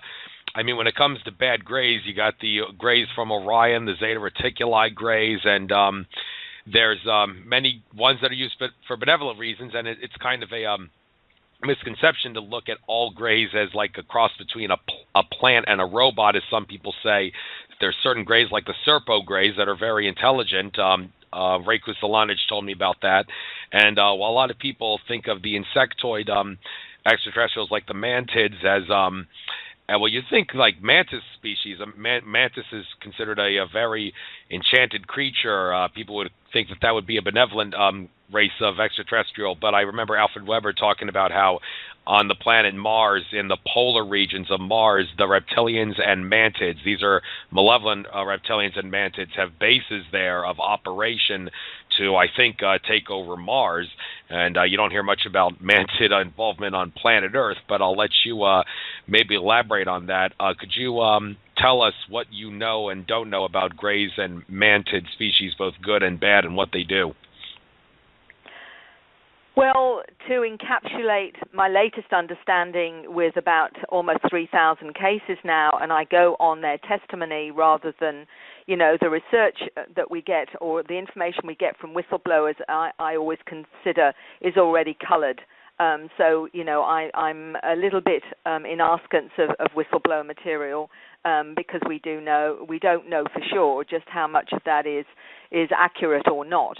But from, the individuals that have got no axe to grind, if you like, I was told by one lady that she was aware of about 165 species of grey. So to actually pick a few out and say they're this or that actually is a very, very limited picture. And certainly there do seem to be those that are less, are more worker-like and more robotic than some others that are highly evolved and highly aware. And my response to people who have experiences is once they get rid of the mantle of fear is to actually see what they feel from a particular being that they're interacting with, a grey, whichever kind of grey it might be. What is their feeling? Because I think that's more of an accurate way of discerning the intent than judging them from what other people say. Because if there's that many species and maybe even more, we can't just categorize them all as one or another or a mix of either. It's like taking one human being off the planet and saying they represent all humans. It's a nonsense. With the Mamu or the mantis beings, the Hosa call the mantis beings the one who teaches. So they see the mantis being as an intelligent species that actually assists and helps them. From my experience and working with people that have had experiences with these mantid beings, for example, and also I will say the Aborigines say a similar thing about the mantid beings, which, as I say, they call them the Mamu. They don't seem to have a negative connotation to them either. They see them as teachers. And from my understanding, they're also master geneticists, which is why they are involved in a lot of the genetic manipulation, I think, of our species to actually create different programs, which I think is going on at the planet right now. So my sense is there may very well be renegade groups or other groups that have their own agenda. And my concern is that we're very good at looking at trying to judge through information from other people, limited information, and quite honestly, all we can do at the moment is ask every individual who has an interaction with them, what is their sense or feeling about the being that they're interacting with, which is probably more accurate than a lot of the information or disinformation that's out there at the moment. Primarily, certainly, the Mamus seem to have more of a positive profile, if you like, than certainly the Greys do. But I have known many people have really beautiful and loving interactions with the Greys, and I've had others that have had absolutely terrifying ones. But what I will say is that often our fear gets in the way of understanding what the agenda may be, and often people who've been very fearful have come to me. Once they've gone into the experience and seen what's going on, often their attitude towards the beings will change. It's almost like if you have a 2-year-old child and you take them to the doctor and you say, look, he's a nice man, he's going to make you better. And the doctor gets a damn big needle out and sticks it in the child's backside. The child is going to not want to go back and say he's a horrible man. It may not be till he's 5 or 6 that you can say to him, well, the injection that you had contained medicine that made you better. I know it was painful, but actually it ultimately proved to be something that was helping you get better. And this, I think, is often the case. People remember the trauma, they remember the fear, they actually don't remember the reason why. And part of my work is to help them go and find out the reason why some interaction with these beings has been going on, and to understand it from a level that makes sense to them.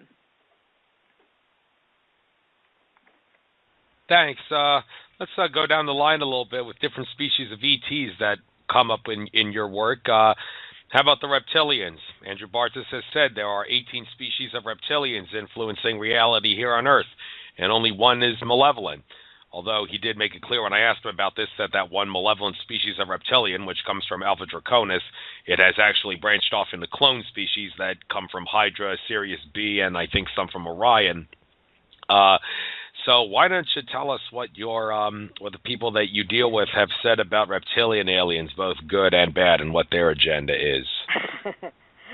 Well, at the moment, what information I have, and remember, this is changing all the time. You know, there's no mandate with any of this because we don't know what the government knows, or the covert governments know of these species. I was told by one lady that were 3 different types. 2 were benevolent, 1 was not, and that's just her understanding.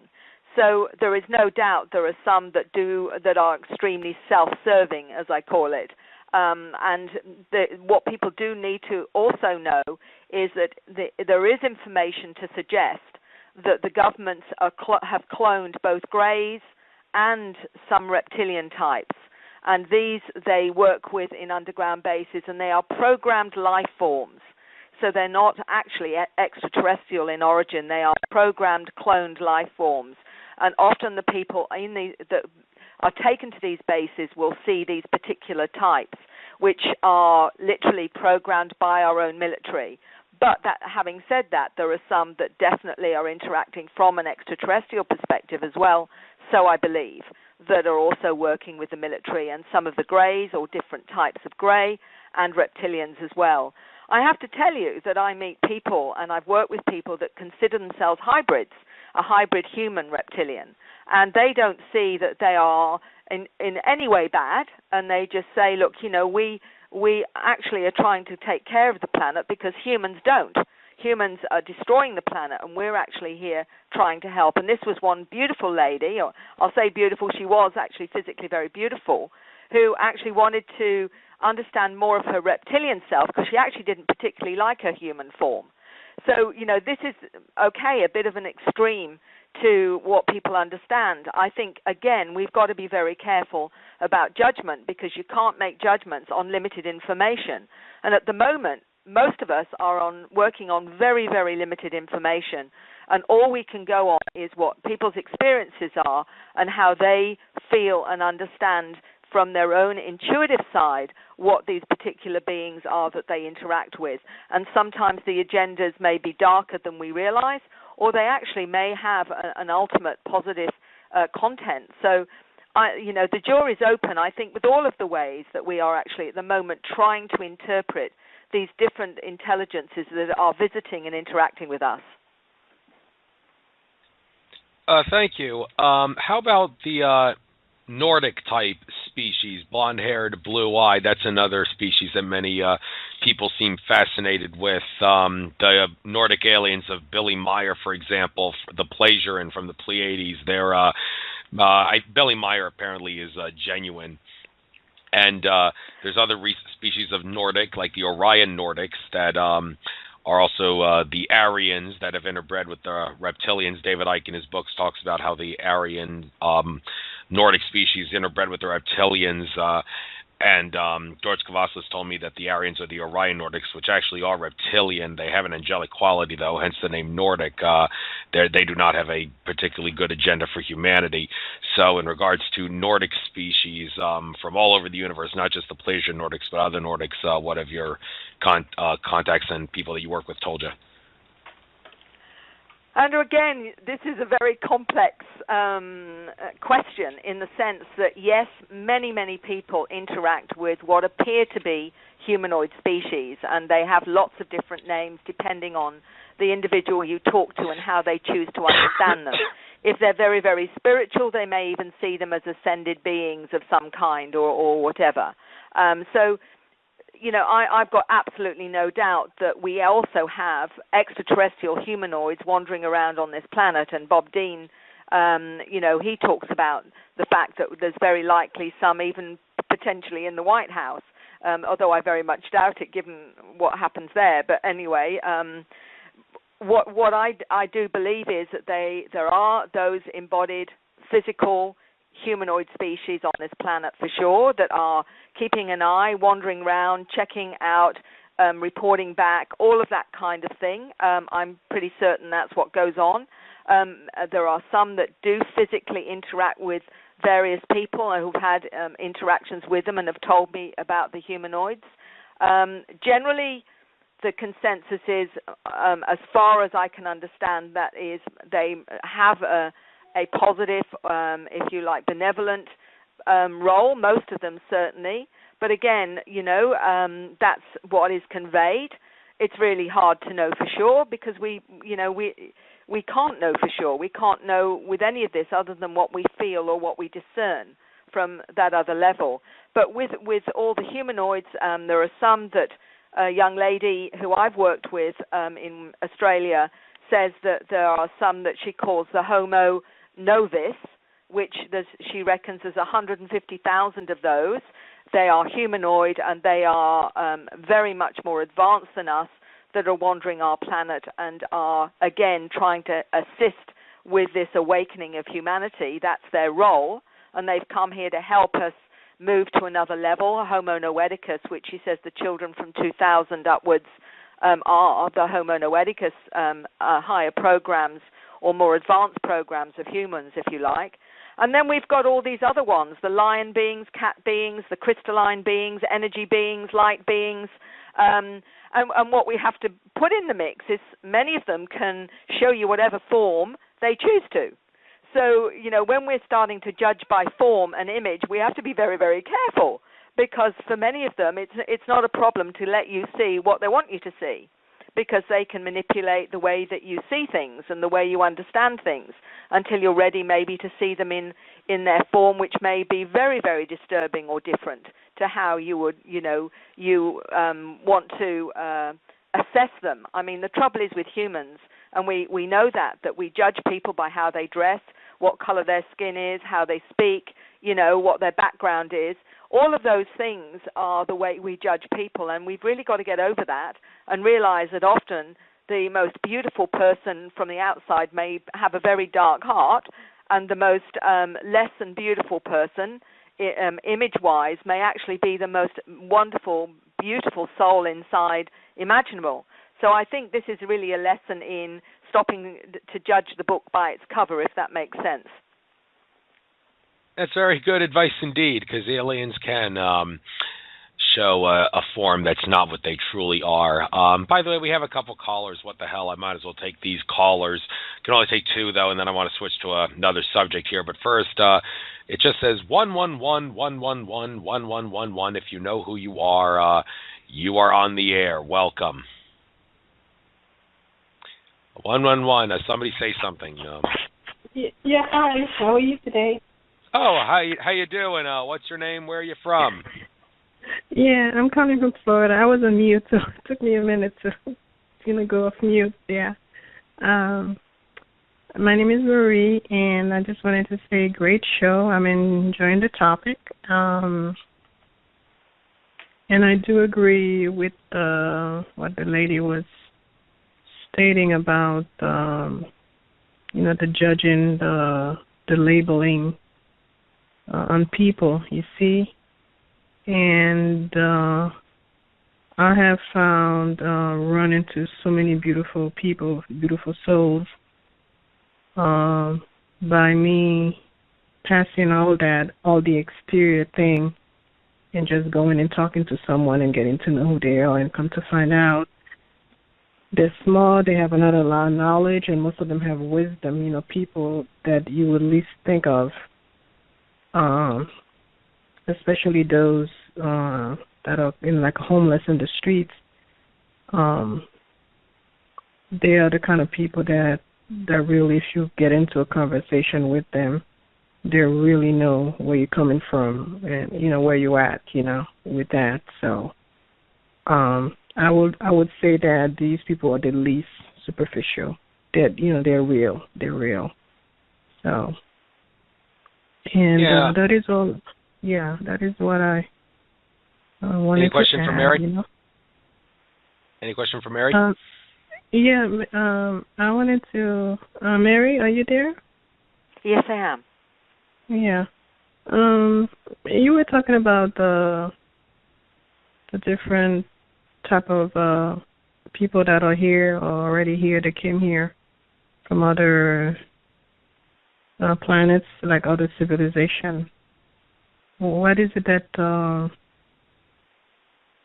that you mean exactly by that? Can you talk a little bit more about that, please? I appreciate it. Sorry, I'm not sure of the question. Talking about other civilization, other form, that came here, like, people from other places. Yeah. Okay. I mean, I've mentioned a few, but I suspect there are many other forms, and I've got a number of those with experiences that have drawn many different types with different shaped heads that are coming from many other parts of the galaxies and universes. I've even had people come who believe they've been sent from these places and embodied in human form to come and help this planet evolve. And young children that have also said, as one 10-year-old told me, he came through a portal in the sun, but his origins obviously are a great distance away, and we don't have names for where he comes from. So if that's the case, then we live in an amazingly matrix of a multi-universe where we are being visited from perhaps other dimensions, other places that we can't even conceive of, and many other different forms. And for some of those visitors, they've actually decided to come in human form.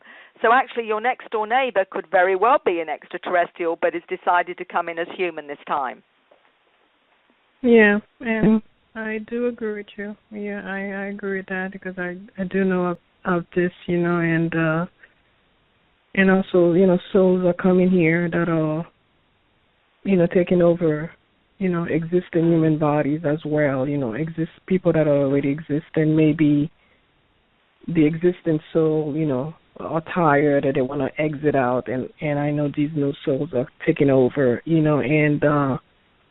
and it can be quite a challenge because, if you're a new soul that has taken residence into a 30 or 40-year-old body of a person, it could be quite hard to get adjusted to that, especially when you just, boom, you're like an instant family, people, so and you can't really tell anybody that. So, yeah, I know quite of these. I've run into them as well, like other souls that have just got here, and like they know who I am and I know who they are, so, yeah. But that's all I wanted to say. I will continue listening to the show, and I want to thank you so much, Mary, for your knowledge and wisdom and sharing this with us. I appreciate it. Okay. Thank you for calling in. Thank you. Call anytime. Take care now. Yeah. Okay. Later. All right, one more. Oh, the call I was about to go to decided to hang up as soon as I'm going to go to it. Okay, never mind then. I guess Mary will continue on with the show in that case. You're welcome to call in again, caller, if you want to. I'll take your call as soon as you get up after this question, though. But I guess let's talk specifically about abductions, because the word abduction, it has a negative connotation to it, but I suppose you could say you've been abducted by benevolent extraterrestrials. And let's talk about the one that Alfred Weber has talked about, and then we'll maybe get into a broad discussion of what abductions are like. But the specific ones that Alfred's referenced often is how, well, maybe you can clarify for me on this. Indigo children, crystal children, star children, they're not all the same. There's some differences there, but you've talked about how maybe one of those species, or maybe all of them, are being abducted, so to speak, by benevolent extraterrestrials who are giving them information talking about a consciousness shift in 2017 that's approaching, and a lot of other people are corroborating on that. Could you perhaps elaborate on that whole issue? I think that you're quite right in saying that, the word abduction has been, bandied about for many, many years and gives everybody the idea that everyone is taken against their will. And there is certainly a percentage of those that definitely feel this is the case, and they've got no choice in the matter. And that's something that is very real for them and very, very traumatic. Although for many of them, the fear is more about the unknown and not understanding enough about what's going on for them.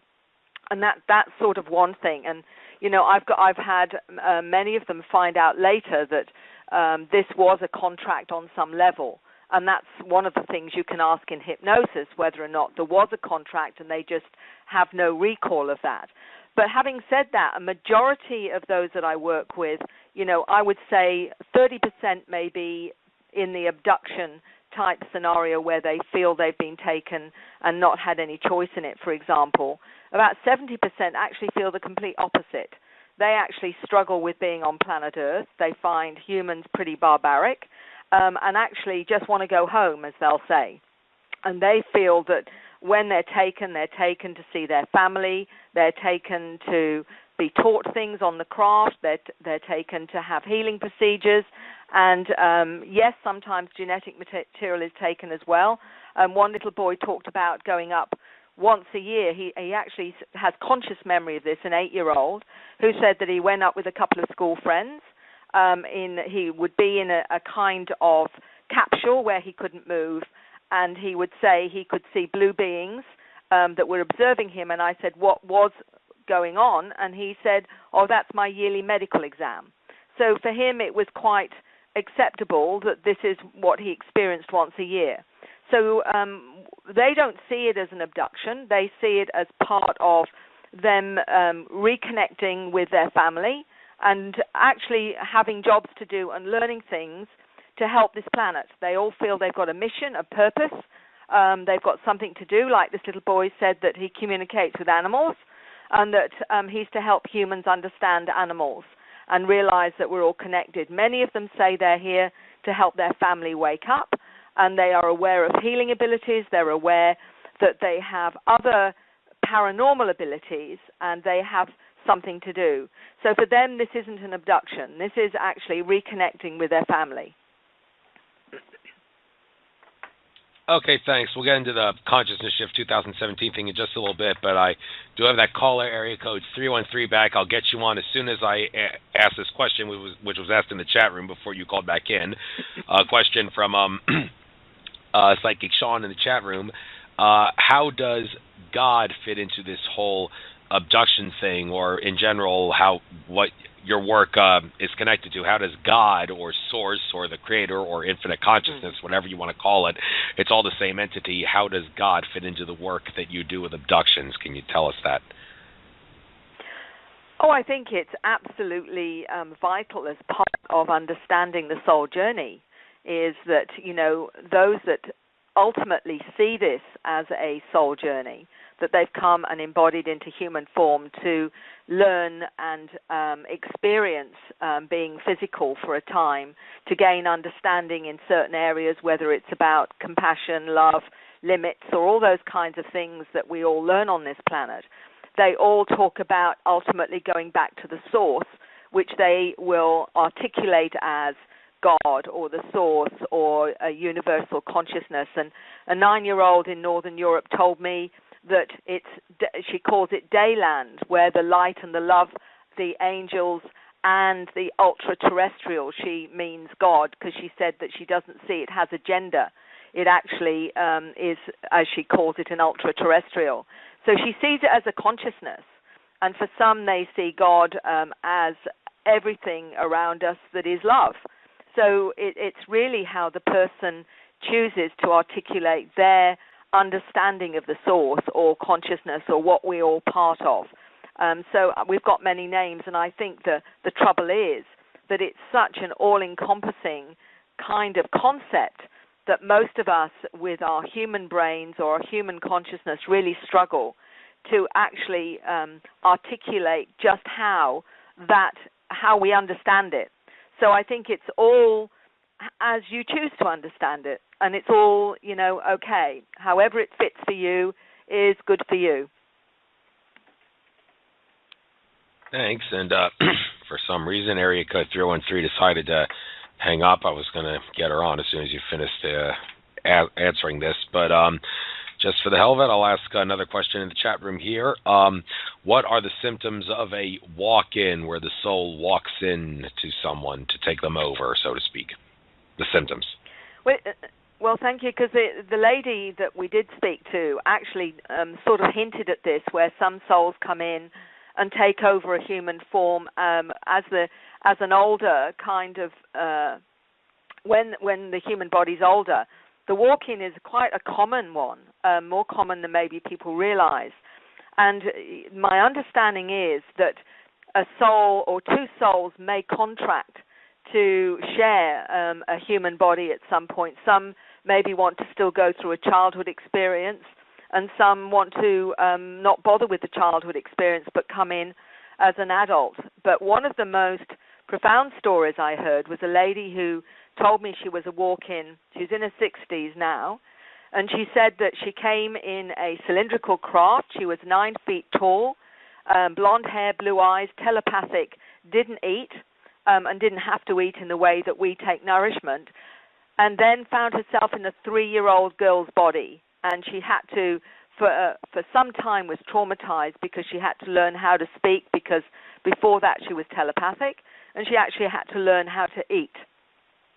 So for her, it took a few years to actually be comfortable with the density of her human body and understand that she had a mission here.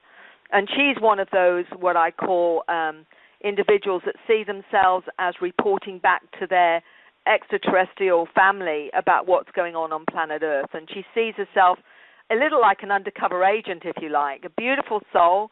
She doesn't talk about this publicly in any way, but she says there are some like her around the planet, and I'm very, very aware that she's come here with something to do, and reporting back what it's like to be human. In other words, on all different levels, giving insight to these different intelligences that want to understand what's actually going on this planet and how best to help. Thanks, Mary. You said earlier that God is the love that's all around us. With that being said, Dolores Cannon, the late Dolores Cannon, another hypnotherapist, has often said that fear is an illusion. And I guess David Icke would agree with that, because he always says infinite love is the only truth. Everything else is illusion. Well, other people would disagree with that and say in this matrix, that's a bad way of looking at it. You can't say fear is an illusion, because in this matrix it's downright real, because duality does exist, although we are on a positive timeline, so it will eventually cease to exist. That's unavoidable, but we are still in duality. So the whole idea of fear being an illusion, do you agree or disagree? Look, illusions are very real. We're down here having a human experience, and as a human experience, we have a human body. It's painful when somebody pricks us. It's painful when somebody's unkind to us and says awful things or whatever. That's real in a third-dimensional reality, and we are human. So we are experiencing a reality. What we need to understand, however, is that we are being controlled by fear, and that that's sort of the way that we're kept in the box. And what I see going on now is that we are being asked to transcend that level of human reality to a point where we can see it from a bigger picture, so that we can see that a lot of our fears are in fact our own.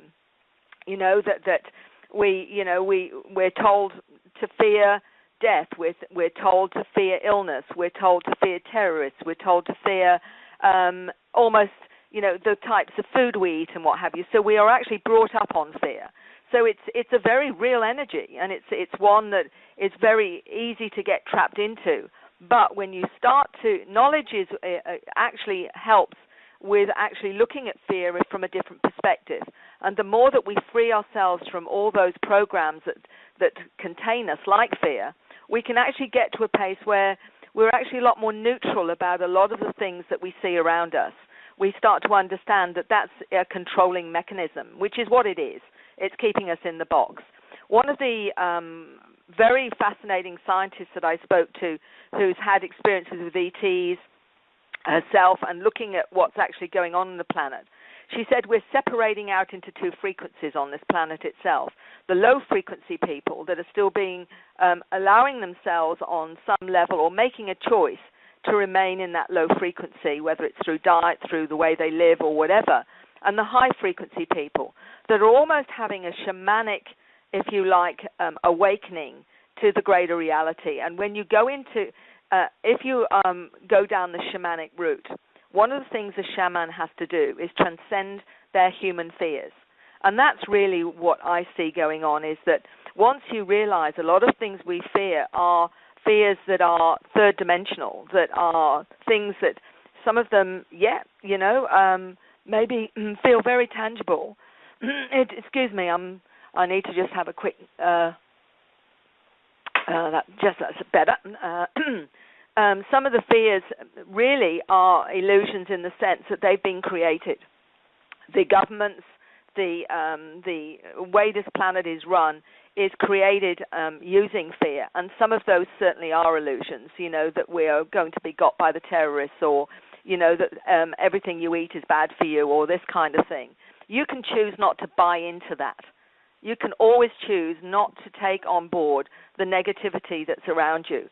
That's where the choice is, and that's where you can get rid of a lot of those third-dimensional experiences around fear. I think that our role is to transcend human fears, just like the shaman has to do, face his demons, to realize and to become truly empowered in a multidimensional way, because they have to operate in a multidimensional world.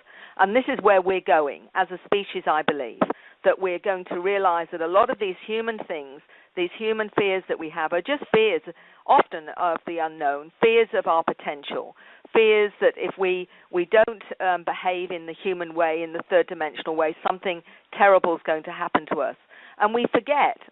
We're in a planet of forgetting that actually we are eternal. We are eternal beings. We're not going to be in this physical embodiment forever, but that energy survives, and that we continue to explore and evolve in many different forms, just as many in past lives have told me. So you can either choose to be in that fear frequency, which you can make a choice, and it is very real. It is very real for you if you choose to make it so. I call this a virtual reality, but we also have to be aware of the multidimensional part of us that's come here to have a human experience, and we can choose not to buy into a lot of the stuff that's out there in this third dimensional world that holds us back from finding out who we really are. And the whole issue of why humans are fearful. I mean, as a species, we are paradigmatic in a sense, following paradigms. We are fearful, and I've often said, and I hate to say it, but it is true, that many humans, they're so flat out stupid that they will refuse to believe something shocking or disturbing, even if the evidence shows they have no choice but to believe it. And that's one reason it's so easy for governments to get away with their secrets and conspiracies being exposed. It has been said by some that the reason many humans are like that is because we were genetically engineered to be paradigmatic, fearful, and stupid by extraterrestrials who used us as a slave species and needed to keep us in line more easily, so they genetically engineered us to be paradigmatic, fearful, and stupid. And if you want to learn more about that, you would need to study the books and the work of Zecharia Sitchin and David Icke. But do you believe that there is truth to that we were genetically engineered to be that way by ETs who wanted to use us as a slave species? Oh, I think there's a lot to suggest that Zecharia Sitchin had, was on the ball in terms of the Sumerian text. And whether that's the case, there's certainly a lot of evidence to suggest that's a possibility. But what I'm seeing is that with all of that is that we are actually evolving despite that. And that although 95% of our DNA is not understood yet and is considered junk DNA, what I'm seeing now and what I'm being told and what I'm learning through my research is that many people, and certainly the children, are being switched on, or their parts of their genome now are being activated. And with that becomes this awareness that we are greater and we have huge amounts of potential. And I think this is what's happening. Over the many, many millennia, we have gradually been evolving into a new, more aware species, and that has been assisted by benevolent species. Bob Dean talks about going up on the craft for 6 weeks in his latter years. I mean, he's now in his 80s. And he said that he understood from the beings he interacted with there that not only has he seen a very wonderful future for us, but we are a collection of 12 different species.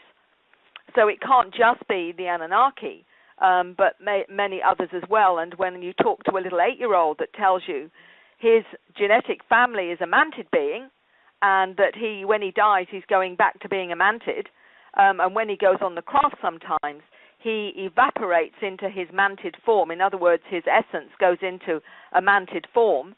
Then you have to see that this isn't, quite as clear or as black and white as some of the researchers might say. I mean, this 8-year-old is describing something Simon Parkes, a politician in the UK, mentions as well. He talks about the mantid being his family. And when he's on the craft sometimes, he said his essence goes into the mantid form and he helps with the humans. So who are alien, who are human? Because I don't think the soul has too much bother with morphing into whatever container it needs to morph into to have experience. So we've got, we're looking at an us and them scenario from a very human perspective, but I don't think it's actually as clear as that. I think the soul has been many different forms, and we've probably all been greys at some time, or reptilians, or felines, or whatever, and maybe many other forms we can't even imagine. People have seen themselves as crystalline beings, seen themselves as energy in other lifetimes or whatever. So, with all of that matrix, I think that we are trying to understand something very, very complex through the eye of a needle.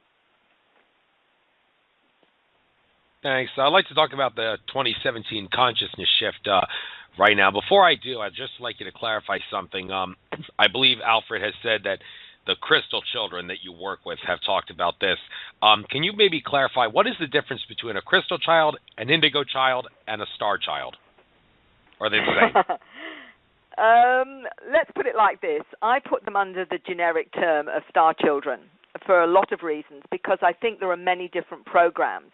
One of the programs, the indigos, the crystals, the rainbow children, children of light, the golden children, Homo noeticus is the one that I talk about that I've been told is coming in 2000 without any programs, a lot of these children. They all are different programs, and I will add to that some ones that might be quite disturbing to some people, but I feel it's very valid and something that I'm going to be writing about is the ADHD children, the children that I believe are diagnosed as Asperger's or some types of autism, some types of dyslexia. I think these are new programs, and the reason I say that is that many of them are born to people who've had encounters, and also the parents have told me that their children seem to have abilities, like some of the autistic children, for example, seem to show evidence of being very telepathic. The Asperger's, extremely intelligent, very, very direct. One of the scientists that I speak to talks about them being letter people, and she said that they have, a completely different way of understanding reality, that they even have more nerve sensors at the end of their hands and heightened abilities for hearing and for sight, seeing more range of the colored spectrum, for example. These, I believe, this is evidence, I believe, that we are evolving into a multidimensional species. And the reason they say they're dysfunctional is that you can't socialize them and program them in the way that most of my generation and have actually been programmed. And that's the reason for that is that they don't want them programmed into a limited third-dimensional world, that we are becoming more multidimensional in nature. And so the best way to stop any limiting programming is to make it easy to program, as we're doing with our children every day in school. They are all being programmed, and as one 9-year-old said, and all the teachers do is press the keys, that they are programmed out of their light, is the way that she puts it. So I believe there are many different programs, and all of these different children are actually exhibiting certain qualities that are part of our multidimensional nature. Thanks. And one quick thing about the autism. Is it vaccines that are causing autism, or is it our universal geneticists causing the autism, or is it a combination of both, or are there some autism spectrum disorders that you can equate with vaccines and other ones that, no, they're not vaccine-related, they're universal geneticist-related? Could you maybe talk about that?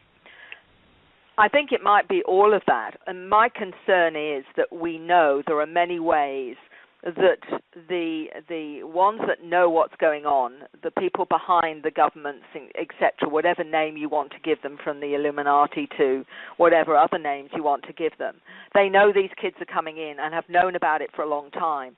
And their way of limiting their abilities and shutting them down has been, through a range of measures. And one of them is the vaccines, I believe.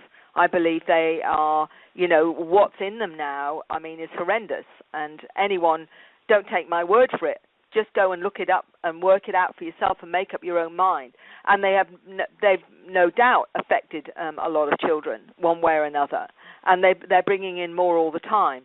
We've got fluoride in our water, for example, still going on. And in the toothpaste, for example, that's a neurotoxin. Nobody's ever told that, but it's good for your teeth. So it doesn't matter about the brain, by the way, but the children's teeth will be really good. That's not even now, can I paint your teeth with fluoride? I'm told by my dentist, and I told him what to do with it in very polite terms. The bottom line is we've got all the chemtrails. We've got all these processed foods now with all the different preservatives in them that are making everybody fat. And people don't realize that this is all part of the GMO foods, for example. All these things are harming and damaging our genetics and our ability to wake up.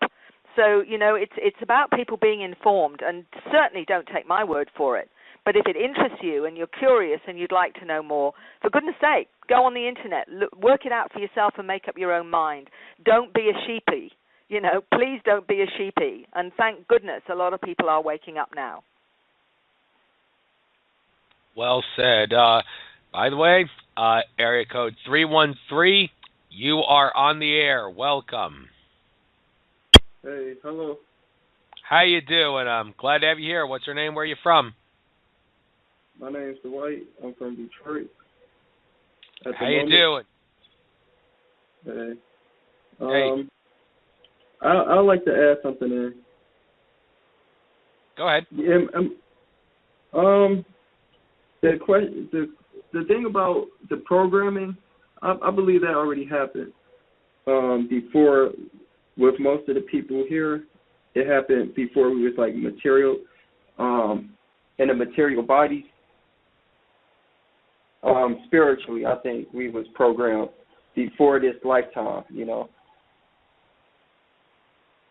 And so, like habits and stuff, habits of wanting to program other people, that also come from like past lifetimes, where people want to have control and all these other things like fluoride and poisoning everybody, because it already happened between everybody, Yeah, we do make a soul contract before we enter this life as to everything that's going to happen. Even the abductions, they're not abductions. They were planned before we incarnated as a human. Many people would say that. But Mary, you want to respond to our guest caller's statements? I agree, because I've done a lot of past life work, and one of the interesting things is that when they go through the death sequence of that life, I will often ask them, what was it that they learned in that life? And they would say, well, I learned more about compassion or limits or these kinds of things. And they will talk about how they organize coming into this present incarnation, who their parents, they decide on the parents, on the siblings, on the challenges that they would, if you like, face in this lifetime. And, when it depends on what they want to gain, whether they want to gain more understanding on limits or they want to gain more understanding on what it's like to, be in a war zone, for example, or what it's like to be in a very dysfunctional family or a violent family, for example. Now, a lot of people say, well, why would you choose that? Well, the soul itself is, if you like, choosing to incarnate in a form that enables them to experience. And, the experiences, and often the most painful ones, are the ones where there's the greatest growth. And so, when people say, well, where's the choice in that? The choice is because you've orchestrated your journey, and the choice is your attitude to it once you've incarnated. You can either always see it as a victim, or as you can see it as someone who's saying, that was bloody tough as a child, but through that, I learned about more about compassion, about being there and not doing that myself because of the pain it caused or whatever. So the growth is huge, and as a counselor, part of my role has been to help people with a perspective that's a lot more healing and a lot more helpful to them than seeing themselves always as a victim of something, but actually seeing that through that there is always a silver lining if they can choose to see it. And that's the same with all these experiences that we have. I truly believe we're all souls coming to boarding school, if you like, and boarding school is human reality, and we don't always like it at boarding school and we want to go home. But at the same time, we know that by being here, the experiences we have are enriching our understanding from a soul perspective. And that's, to me, the only one that makes any sense, certainly to me. Thanks, Mary. Anything else, caller? I just thought it was something I was thinking of. Just kind of forget while I was listening. Yeah. Oh, okay. Well, you're welcome to call in any time, so take care now. All right. Take care. Right. Take care. Well, Mary, let's get back to this whole abduction thing about the star children. You like to call them star children, you say, regardless of what label people give them. Excuse my sore throat. I got a little bit of a sore throat, so you might hear me coughing a bit here. But anyway, the 2017 consciousness shift, you said that they are being fed that information. I mean, is it actually being implanted in their DNA, some information? I mean, are the extraterrestrials that are abducting the star children, are they actually tampering with their DNA to speed up the process of Earth's ascension into the 2017 time period, or are they just telling them that 2017 will be the time of great consciousness shift? Look, I get a lot of different information, some from children, some from adults, that are talking about an event. They're not necessarily saying it's going to be 2017, but we are leading or in a process of this shift happening. We're in it right now. We're in this process of awakening. Look at the people that now are basically challenging governments. Look at the corruption that's being highlighted. We're being shown what's actually going on finally, and people are getting it. So that's the process before, we get to a point perhaps where there is an event that helps us shift into this new awareness. How that's going to unfold, I don't know. Some of the children talk about a new earth. Some of the adults talk about a new earth. Their understanding of the new earth is different.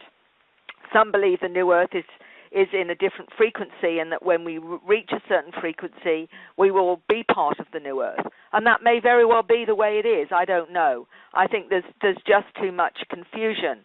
But certainly I believe the new kids coming in, and a lot of the older starseeds, some people say to me, I've always felt different, etc., similar profile, and they're in their 60s or their 70s. So I don't think it's just in the last few generations. I think this has been building up over the last century, very likely. because what I believe is going on is the more that we become technologically advanced, the more that we are dangerous in terms of the galactic community. And they're basically saying, look, we've got a 3-year-old with a loaded gun here. We've got to make sure that 3-year-old grows up really fast so that they don't use this gun in the wrong way. If they're going to be part of the community, our community, they've got to wake up fast. So I think that there are people around the planet that have been given, have a mandate and have a mission, and it's all timed. There is a time link to it, or it's time coded. And one of the ladies, many of the ladies and gentlemen that are doing the scripts, they say, why is it I can't understand them? And one lady in regression asked that question, and what she was told was that it was time locked. So I suspect that this information, these protocols, the understanding is waiting for us to that point where we are, if you like, upgraded or ready for it, whatever that means. And in a way, I feel like, we're the old computer with the old programming. When we get switched on, which may very well be part of our genetic, part of the junk DNA that we still don't fully understand, when those different parts of the genome get switched on, it's going to be like a new supercomputer. Well, a supercomputer like that, we're going to need new software. And I think that a lot of the downloads, the programs, the scripts, all these compressed files, and what the children are learning are going to be when we can actually process through the supercomputer all the new information of being multidimensional. Let's face it, we're going to be operating in a completely different way. If we actually are becoming telepathic, for example, we've got to know how to assess that, how to judge it, how to manage it in a whole new way to what we're doing right now. So we're going to need the software to help us to do it, and I think it's there. It's waiting for us and waiting for the right time. That's how I understand it. And look, I've no idea whether I'm right.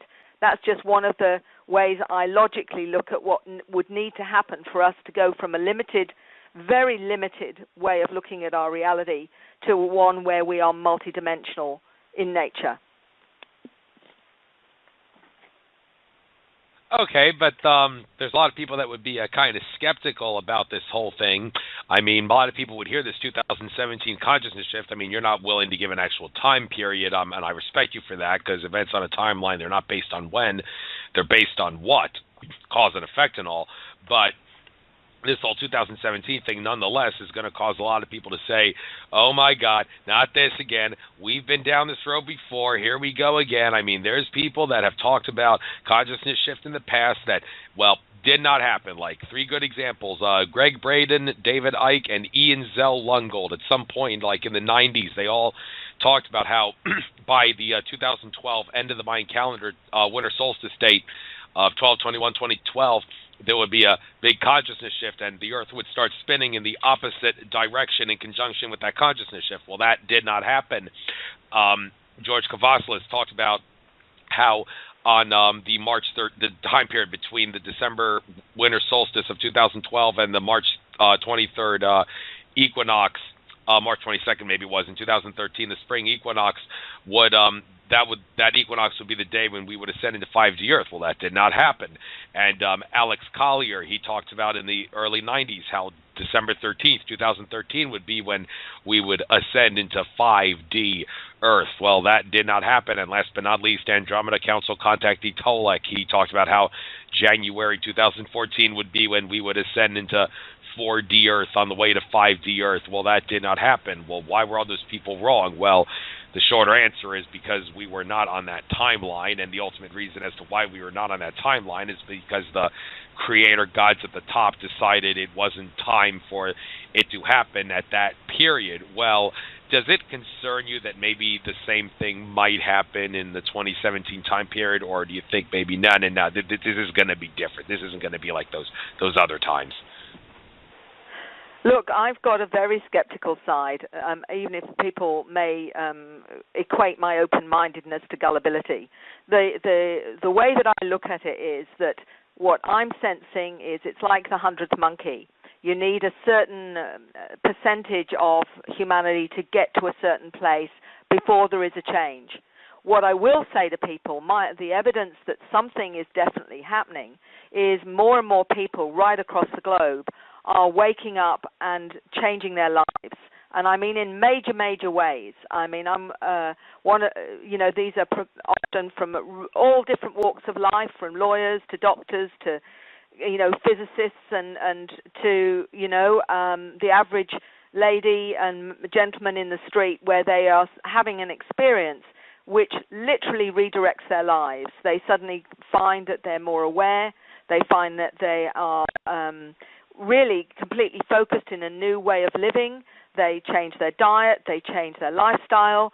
They are completely focused to understanding more of the nature of reality, or origin of the species, or conspiratorial stuff. And these literally can be overnight transitions for them. So for them, it's all started. And this has been particularly accelerating in the last few years. So I believe that 2012 and around that date was about a shift for those that are ready. And that's what I've been seeing happen more and more in the last few years. It wasn't about the whole planet, because I don't think the whole planet was ready. And I think it's very foolhardy to give any dates, because I think a lot depends on choices. It depends on us as a species, as a whole, saying, look, we're now ready to make this shift and make this change. And I don't think that you can be finite on that, because I think a lot is dependent on so many other things. So it would be not logical to do that. I certainly think, though, we are in a process of a consciousness shift.